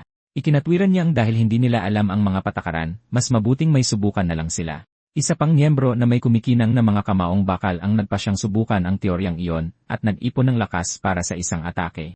Nagpakawala siya ng malakas na suntok mismo sa siwang ng 2 pintong bato, na gaya ng inaasahan ay hindi man lang gumalaw kahit 1 pulgada sa buong puwersa ng kanyang atake. Nakatayo lang ang buong squad habang nabalot ng nakakahiyang katahimikan. Pinaalalahanan ng kanilang leader ang pabigla-biglang hunter na walang silbi ang dahas dito. Sa kabilang banda, sinabi niyang kahit papaano ay napatunayan ng maliit niyang stunt na hindi agresibo ang artifact. Dahil kung isa itong high-risk type, dagdag niya, baka kanina pa siyang naging isang kimpal ng dugo sa lapag. Dahil wala nang ibang magagawa, naiwan sila sa nakakabagot na paraan ng pagsubok para malaman ang mga patakaran nito. Habang litong-lito ang Hunter Squad, naramdaman ng kanilang leader na may papalapit. At saktong-sakto, naglakad papasok si Gaofan, na sa wakas ay narating na rin ang lokasyon ng artifact. Kaswal niyang pinagmasdan ang duguan at madugong larangan ng labanan, at napansin niyang hindi ito isang mapayapang tagpo, kung saan nakita siya ng leader ng squad at agad na nakaramdam ng masamang intensyon sa kanya at sa mga alaga niya. Naghanda ang hunter team, at pilit na inaalam kung sino ang misteryosong bagong dating na ito. Pero kalmado lang si Gaofan, sinasabing nandito lang siya para manood. Siyempre, walang naniniwala doon lalo na sa gitna ng isang forbidden zone, at nag-isip ang leader na kaya ng 6 niyang tauhan na talunin ang 3 sa grupo ni Gaofan. Nakumbinsi pa niya ang sarili na nag-aalangan lang si Gaofan dahil sa takot sa lakas nila at inakalang naghihintay lang ito ng restback bago kumilos. Base sa napakagandang lohikang ito, napagpasyahan ng leader na kailangan na nilang umatake agad. Habang naiinip namang sinusuri ni Gaofan ang kanilang mga rank at si rank na miyembro, nagbigay ng malaking talumpati ang hunter leader na ang malalakas lang ang nakakakuha ng mga kayamanan bago umatake. Dahilan para mainis si Gaofan dahil binaliwala nila ang napakaayos niyang hiling na pabayaan na lang siya. Sumugod ang isa sa mga hunter, sumisigaw na kung papatayin nila ang amo ay madali na lang ang mga alaga, bago pa man pumutok ang lupa at salubungin ang kanyang atake ng isang malaking purple scorpion. Bumagsak ang mukha ng leader nang matanto niyang may rank na alaga ang batang ito, na nangangahulugang hindi nila ito kakayanin. At kalmadong ipinaalala sa kanila ni Gaofan na sinabi na niya sa kanila na huwag atake. Isang mensahe ng sistema ang kapaki-pakinabang na nag-anunsyo na pumasok na sa hunting mode ang alakdan. Habang ipinapaliwanag ni Gaofan na kapag nagsimula ito, kahit siya ay hindi na ito mapipigilan. Ang hunter leader na ito ay lubos na naparalisa sa takot, at labis na pinagpawisan ng maramdaman ang aura ng alakdan. Agad siyang sumubok na magpakalma, sinasabing isa lamang silang simpleng grupo ng poacher na walang gustong gulo. Pero hindi naniniwala si Gaofan, at tinanong kung bakit nagmamayabang sila kanina. Kaswal niya ring binanggit ang katotohanang nakakasiguro siyang may nagbanta palang napapatayin siya. Ang matipunong hunter na nagbanta ay agad na itinanggi ang lahat. Iginigiit na isa lamang itong malaking hindi pagkakaunawaan. Binatukan siya ng kanyang boss, inuutusan siyang magbigay ng respeto at tawagin si Gaofan na senior. Biglang nagbago ang ugali ng leader, ngayon ay magalang nang nagmamakaawa at inakalang nandito rin si Gaofan para sa kayamanan. Kalmado lang si Gaofan at kinumpirma na halos ganoon na nga ang dahilan kaya siya nandito. Tinuro niya ang kumikinang na tarangkahan at tinanong kung iyon ba ang premyong pinaghihirapan nila. Sabik namang ipinaliwanag ng leader na talagang hirap na hirap sila at hindi nila alam kung paano ito bubuksan. Magalang niyang inialok ang artifact kay Gaofan, sinasabing marahil ay tadhana ito at hindi sila hahadlang sa kanya. Siyempre, nagbubulungan ang kanyang mga tauhan tungkol sa maganda nilang plano na hayaan si Gaofan na gumawa ng trabaho at saka tumakas. Nabasa na agad sila ni Gaofan, napagtantong walang kaide-ideya ang grupong ito kung paano gumagana ang artifact. Tama ang kutob niya sa kanilang plano na hayaan siyang buksan ang kayamanan para mabilis nila itong manakaw. Napagpasyahang sumakay sa kanilang palabas, naisip niyang dapat kunin muna niya ang kanilang mga pangalan. Kaya humarap siya sa leader ng squad at hiniling na magpakilala ito. Proud namang inihayag ng lalaking ito na siya si Wang Wu, isang level psychic swordsman. Para kay Gaofan, medyo karaniwan lang ang pangalan at nagpa siyang kailangan niya itong kumpirmahin. Ngumiti lang si Wang Wu at kinumpirma ang pangalan niya, walang kaalam-alam sa kung ano ang susunod na mangyayari. Saka binigyan siya ni Gaofan ng isang kakaibang pagsubok, binibigyan siya ng 10 segundo para sagutin ang isa dagdag isa. Lubos na naguluhan si Wang Wu sa tanong, nag-aalangang sumagot na malinaw na dalawa ito. Sinabihan siya ni Gaofan na mali siya, at ipinaliwanag na ang maliit na pop quiz na ito ay may parusa. Dahil ngayong alam na niya ang tunay na pangalan ni Wang Wu, opisyal nang nagsisimula ang patakaran ng artifact. Sa sumunod na segundo, sumabog ang isang haligi ng marahas na purple energy mula sa ilalim ni Wang Wu, pinalipad siya habang marahas na umaktiba ang defense system ng artifact. Tumakbo palapit ang kanyang squad, lubos na nabigla na natalo ang kanilang leader ng isang simpleng math problem. Habang tinutulungan siyang tumayo, lumingon ang isa sa mas matipunong miyembro at humingi ng paliwanag kung ano ang ginagawa ni Gaofan. Binalik lang ni Gaofan ang tanong sa kanila, ang kanyang mga mata ay kumikinang na may malamig na intensyon. Ibinunyag niya ang maganda nilang plano na gamitin siyang pain para sa patakaran ng artifact, kaya naiwang walang masabi si Wang Wu dahil nahuli na siya sa sarili niyang patibong. Sinubukang itanggi ng isa sa mga tauhan niya ang lahat, pero hindi bumenta kay Gaofan ang mga nakakaawa nilang palusot. Kaya inilatag niya ang mga pagpipilian nila. Umalis na ngayon, tulungan siyang subukan ang mga patakaran, o ang malinaw na pangatlong pagpipilian ay mamatay, na tila handa nang tanggapin ni Wang Wu. Binigyan ni Gaofan ang squad ng 10 segundo para gumawa ng pinal at makakapagpabago ng buhay nilang desisyon. Agad na nagpanik ang mga hunter, hindi handang isuko ang kayamanang pinaghirapan nila. Gumawa ng desisyon si Wang Wu at inutusan ang isa sa mga tauhan niya na protektahan siya habang nag-ipon ng lakas para sa isang atake. Sa kasamaang palad para sa kanila, kinumpirma ng mensahe ng sistema na lumabag na naman sila sa isa pang patakaran, at ang hunter na inutusan pa lang ay tuluyan ng nawasak ng depensa ng artifact. Kaswa na napansin ni Gaofan na tila biglang natigil ang mga pagyayabang nila. Nakaluhod na ngayon ang buong squad, nagmamakaawa para sa kanilang buhay at nangangakong aalis kagad. Kasabay nito, ang mga natirang hunter ay nagkukumahog na tumakas dala ang labis na takot. Habang napagtanto ni Wang Wu na ginamit na armas ni Gao ang mga patakaran na daang taon nang gumagambala sa sangkatauhan, naintindihan na niya sa wakas. Ang batang ito ay nasa ibang antas na. Nang lumiwanag na ang paligid, naiwang mag-isa sina Gaofan at Simba sa nalalatagang yelo na lugar. Inamin ni Gaofan na nakakaluwag ng pakiramdam na hindi na nila kailangang kalabanin ang nakakainis na grupong iyon, kahit na siguradong na-enjoy niya ang pakiramdam na kontrolin ang isang forbidden zone sa sarili niyang kagustuhan. Ngayon para sa totoong tanong, paano niya talaga iuwi ang dambuhala at kumikinang na pintong ito?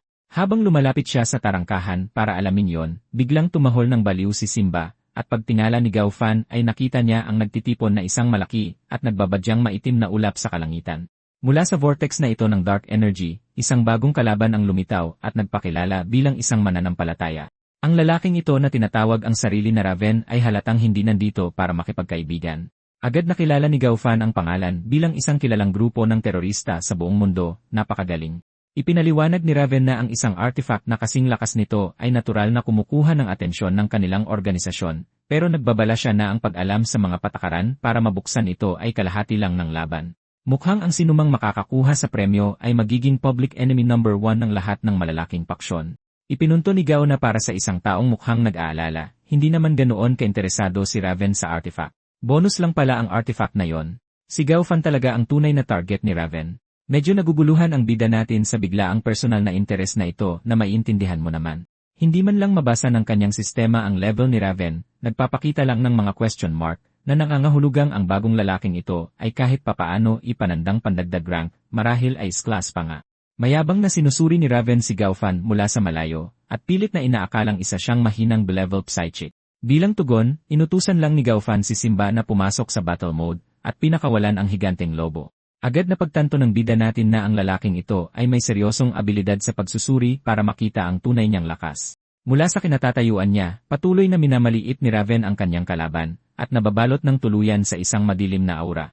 Pero hindi na naghintay ng imbitasyon si Simba, sumugod agad ito ng buong tapang, kaya kinailangang sumigaw ni Gaofan para magbabala sa alaga na mag-ingat. Nagpakawala si Simba ng malakas na alulong para kontrahin ang nakakapasong enerhiya ni Raven, pero agad itong sinalubong ng ulan ng napakatutulis na purple needle mula sa kalangitan. Sinubukan niyang lampasan ang atake nang may kasamang isa pang mapanghamong atungal. Kahit pamalinaw na hindi niya kinakaya ang dami ng atake, nangutya lang si Raven mula sa itaas. Tinawag na nakakaawa si Simba habang patalikod na tumalsik sa ere ang lobo. Tapos ay nagpalabas siya ng isang malaking kamaong bato at sinabihan ang hangal na halimaw na tumabi sa daraanan niya.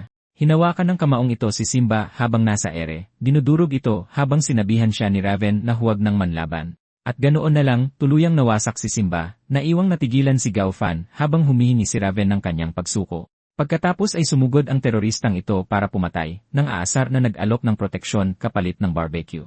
Pero nang atake na sana siya, sumabog mula sa lupa ang Akla Scorpion para ipagtanggol ang bago nitong kaibigan. Lubos na nabigla si Gaofan sa biglang pagligtas ng buhay niya ng kanyang alaga. Madaling nasangga ng alakdan na ito ang atake ni Raven gamit ang sarili nitong enerhiya, kaya sa pagkakataong ito ay naiwang tulala ang S-class na terorista. At sumabog ang pinagsamang lakas nila na bumasag sa buong gilid ng bangin dahil sa malakas na shockwave. Tinamaan si Raven ng atake ng alakdan at labis na nagulat sa tindi ng lakas nito, sa kanya napagtanto na nakokontrol ni Gaofan ang isang ganap na E-class na demonyo. Nalason pa siya ng tibo nito, kaya napilitan ang S-class na terorista na mag-focus sa pagtanggal ng lason, habang nagpapakawala ng isa pang napakabilis na atake ang alakdan, na nagtulak kay Raven na sumuko muna at inaming minaliit niya ng husto ang kanyang kalaban. Pagkatapos ay naglaho siya sa isang ulap ng maitim na enerhiya, at naiwang nakatayo at nagwagi si Gaofan. Siyempre, umalis siya nang may klasikong pangako ng isang kontrabida na babalik siya para ipakita ang tunay na kapangyarihan. Nang ligtas na ang paligid, taos-pusong nagpasalamat si Gaofan sa kanyang alakdan dahil sa pagliligtas sa buhay niya. Agad niyang tiningnan si Simba at ang isa pa niyang alaga dahil nag-aalala siyang baka malubha silang nasugatan. Ayos naman pala silang lahat at mukhang walang kahit anong galos pagkatapos ng laban.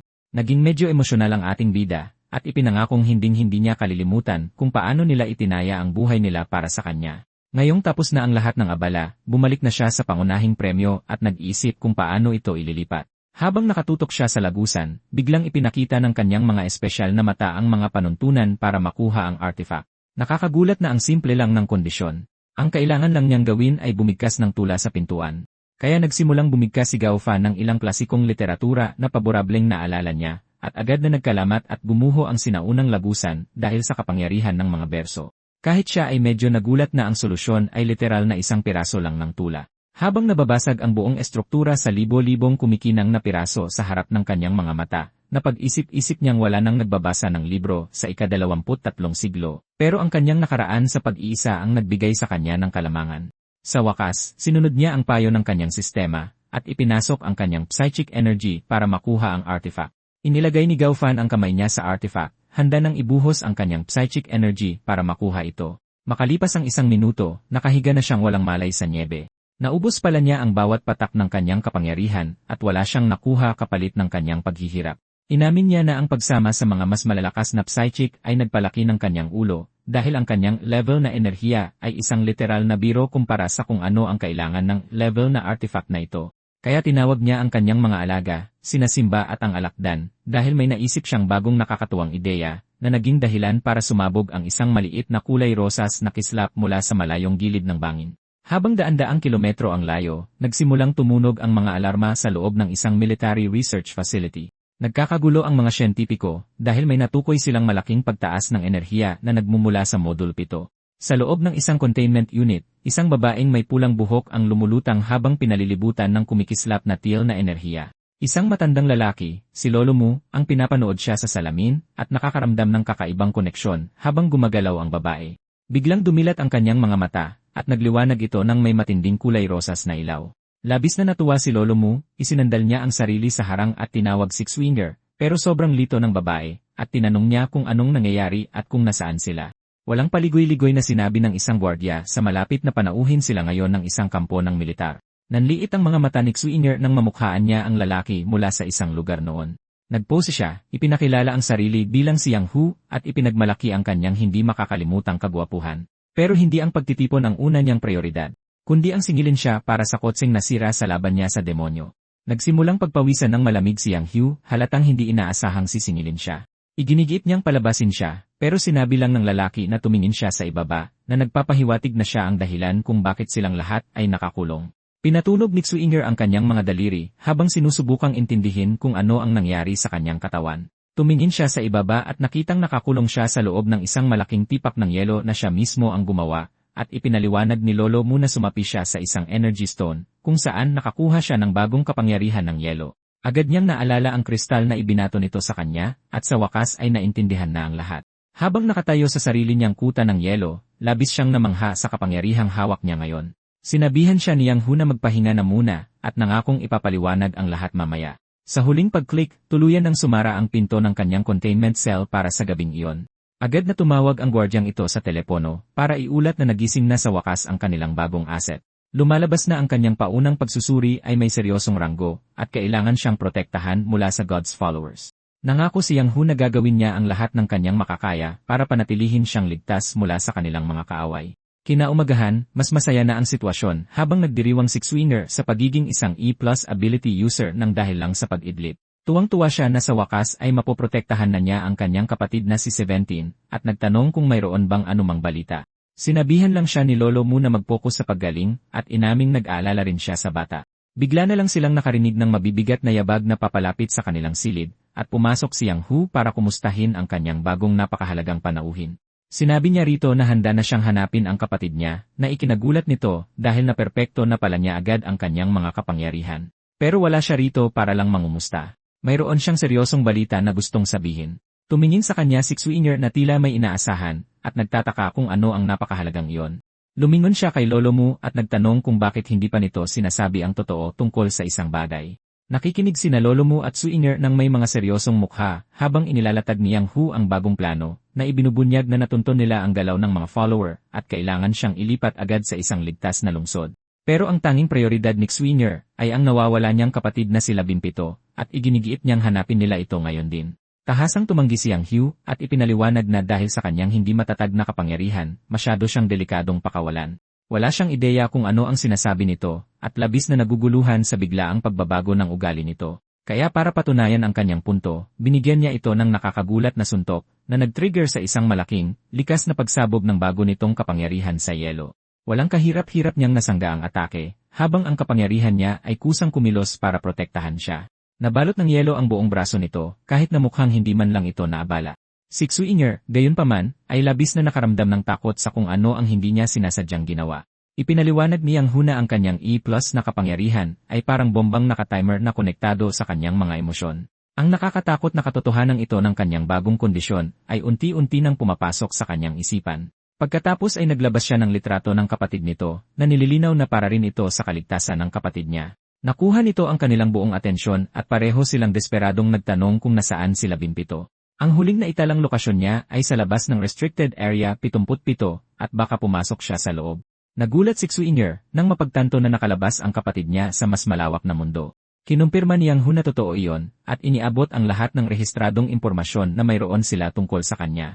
Bigla siyang nakaramdam ng pagkaalala na noon pa man ay espesyal na sila 17 dahil siya lang ang makakalabas sa kanilang lugar. Tiniyak niya sa kanila na nagpapatuloy pa rin ang paghahanap para hindi ito masyadong magpanik. Nang makitang wala siyang ibang pagpipilian, pumayag si Xuinger na makipagtulungan pero may dalawang kondisyon. Ang una niyang kondisyon ay simple lang. Kapag nakontrol na niya ang kanyang kapangyarihan, gusto niyang maging isang demon hunter. At para sa kanyang pangalawa at mas mahalagang kondisyon, iginigiit niyang paigtingin nila ang paghahanap kay 17 at garantiyahan ang buong kaligtasan nito. At kung pag-uusapan naman siya, 18 oras na ang nakakaraan, pinapanood ni Gao Fan ang mismong artifact na yon na mabuhay at maglabas ng kislap. Tinitigan niya at ng kanyang alaga ang lagusan, at inamin ng ating bida na mukhang medyo delikado ito. Wala namang espesyal nang silipin niya ang likod, kaya napagpasyahan niyang suriin pa ito ng mabuti. Gumana ang mga espesyal niyang mata, at handa nang suriin kung ano talaga ang kumikinang na lagusang ito. Lumalabas na ito ay isang gate of space, isang personal na teleporter na nakakabit sa kanyang kaluluwa na kayang pumunta kahit saan na naalala niya. Nang mapagtantong mukhang ligtas naman ang mga panuntunan, naisip niyang subukan ito. Pagkatapos ay naisip niya ang napakagandang ideya na baka pumili muna ng pupuntahan, pero parang hindi interesado ang lagusan na hintayin ang kanyang desisyon. Nahila ang buo niyang braso papasok sa umiikot na vortex bago pa siya makakilos, at sumara ang lagusan ng mabilis sa likod niya, kaya naiwan ang kanyang mga alaga. Naiwang nakatitig ang mga kasama niya sa naglalahong enerhiya na sobrang lito sa nangyari. Pagkatapos ay mabilis na lumipad ang maliit na kislap sa madawag na nyebe at naglaho. Habang nakuha ni Gao Fan ang isang one-way ticket patungo sa isang napakagulong dimensional tunnel, mabilis siyang bumulusok sa isang hindi kilalang lagusan sa isang bilis na sobrang nakakahilo, at walang porma na bumagsak ng una ang mukha sa isang sopa. Umupo siya at nagreklamo tungkol sa masamang pagbagsak at sa mga nasira niyang damit, at laking gulat niya na nasa isang magarang kwarto pala siya, at walang ideya kung paano siya nakarating doon. Sinusubukan ni Gao Fan na isipin kung nasaan siya. Inaalala ang lugar na nasa isip niya kani-kanina lang, nang buksan ng isang babaeng may kulay ubeng buhok ang pinto na halatang naiinis dahil sa ingay. Pagkatapos ay kinilabutan siya nang mapagtantong iniisip niya pala ang Red Romantic Bar. Pero siya naman ay labis na natuwa, at nakilala siya bilang ang nakababata niyang kapatid na sila Bimpito. Nagpanik ang ating bida, nang mapagtanto na idiniretso siya ng lagusan sa mismong kama ni Ate Duo. Kumbinsido siyang napanaginipan niya kaya ito nagkatotoo at dumamba para yumakap, at sobrang dumikit sa kanya, habang desperado siyang ipaliwanag ang sarili niya. Pero hindi siya interesado sa mga palusot, at sinabi sa kanyang pwede siyang pumasok at umalis kahit anong oras niya gusto. Gumawa siya ng huling hakbang para makalusot, at sinabing baka lasing lang ito, at namamalikmata lang sa lahat ng nangyayari. Ang salitang namamalikmata ay tila nagbigay sa babae ng napakasamang ideya, kaya naglabas ito ng posas mula sa kawalan na nagbigay ng labis na takot sa kanya. Sa pag-amin niyang nakainom siya, nagdesisyon siyang ito ang mukhang wala sa sarili, at ang napakagaling niyang plano ay iposas siya sa kama para malaman kung totoo siya kinabukasan. Ngayong nakaposas na ang mga kamay niya, opisyal nang naubusan si Gao Fan ng magagandang pagpipilian. Kaya sa oras ng matinding desperasyon, sumigaw siya para bumukas ang kanyang teleportation door, at isang umiikot na kulay rosas na lagusan ang sumabog sa harap ng kanyang mukha, na humila sa kanya palabas ng kwarto, bago pa man maintindihan ng babae kung ano ang nangyayari. Naiwang hawak ni Ate Duo ang walang laman na posas, at labis na naguguluhan sa kanyang biglaang pag-alis. Binaliwala na lang niya ito, inisip na guni-guni lang niya yon dahil sobra na siyang nangungulila rito. Samantala, doon sa may nyebe na kabundukan, iniluwa ng Gate of Space ang posas na katatakas lang niya. Nagpagulong-gulong si Gao Fan sa kawalan, at ang tanging reklamo lang niya ay kung paano sinisira ng teleportation ang mga damit niya. Pagbagsak sa isang iskinita na nababalot ng nyebe, nagpasya siyang unahin munang humanap ng pantalon na dimension-proof. Natauhan ang ating bida at napagtantong nasa gitna siya ng isang malawak at hindi pamilyar na lungsod. Samantala, isang military helicopter ang bumabagtas sa manyebeng kalangitan sa itaas ng lungsod, sakay six-winger nang ayon lang nasilayan ng maayos ang mundo sa labas. Umamin siya kayang huna ito ang unang beses niyang sumakay ng eroplano, at ipinaliwanag nito na kailangan nilang lumipad dahil naglipa na ang mga halimaw sa lupa pagsapit ng dilim. Ligtas ang lungsod na ito dahil sa naglalakihang pader at sa isang makapangyarihang organisasyon na tinatawag na Night Watch, na hinati niya sa iba't ibang tungkulin, gaya ng mga guardian na nagbabantay sa mga hangganan. Nariyan din ang mga elite na Demon Hunter, ang sarili niyang squad, na nakikipaglaban sa teritoryo ng kalaban, na ang pangunahing trabaho ay ubusin ang mga halimaw sa loob ng mga restricted zone. Nabanggit din niya ang mga road protector na nagbabantay sa mga supply convoy sa pagitan ng mga lungsod, at maging ang mga knowledge seeker, ang mga siyentipiko na itinataya ang buhay sa pag-aaral ng mga mapanganib na artifact. Ang mga mananaliksik ding ito ay nagsisilbi bilang mga guro sa akademya para sa mga bagong ability user. Sobrang na-excite si Xwinder sa mga narinig niya, kaya sinabi niyang gusto rin niyang maging isang frontline fighter katulad niya. Halatang lumaki ang ulo niyang Hugh at sinabihan siyang iwan na ang formalidad at tawagin na lang siyang Kuya Hu. Kaya agad niyang hiniling sa bago niyang kuya na ikwento pa ang tungkol sa kanyang Demon Hunter team, na naging dahilan para nahihiyang aminin ng lalaki na siya pala ang pinakamahina sa buong squad. Lumalabas na bukod sa kanya, mayroon pang 3 miyembro na mas nakakatakot.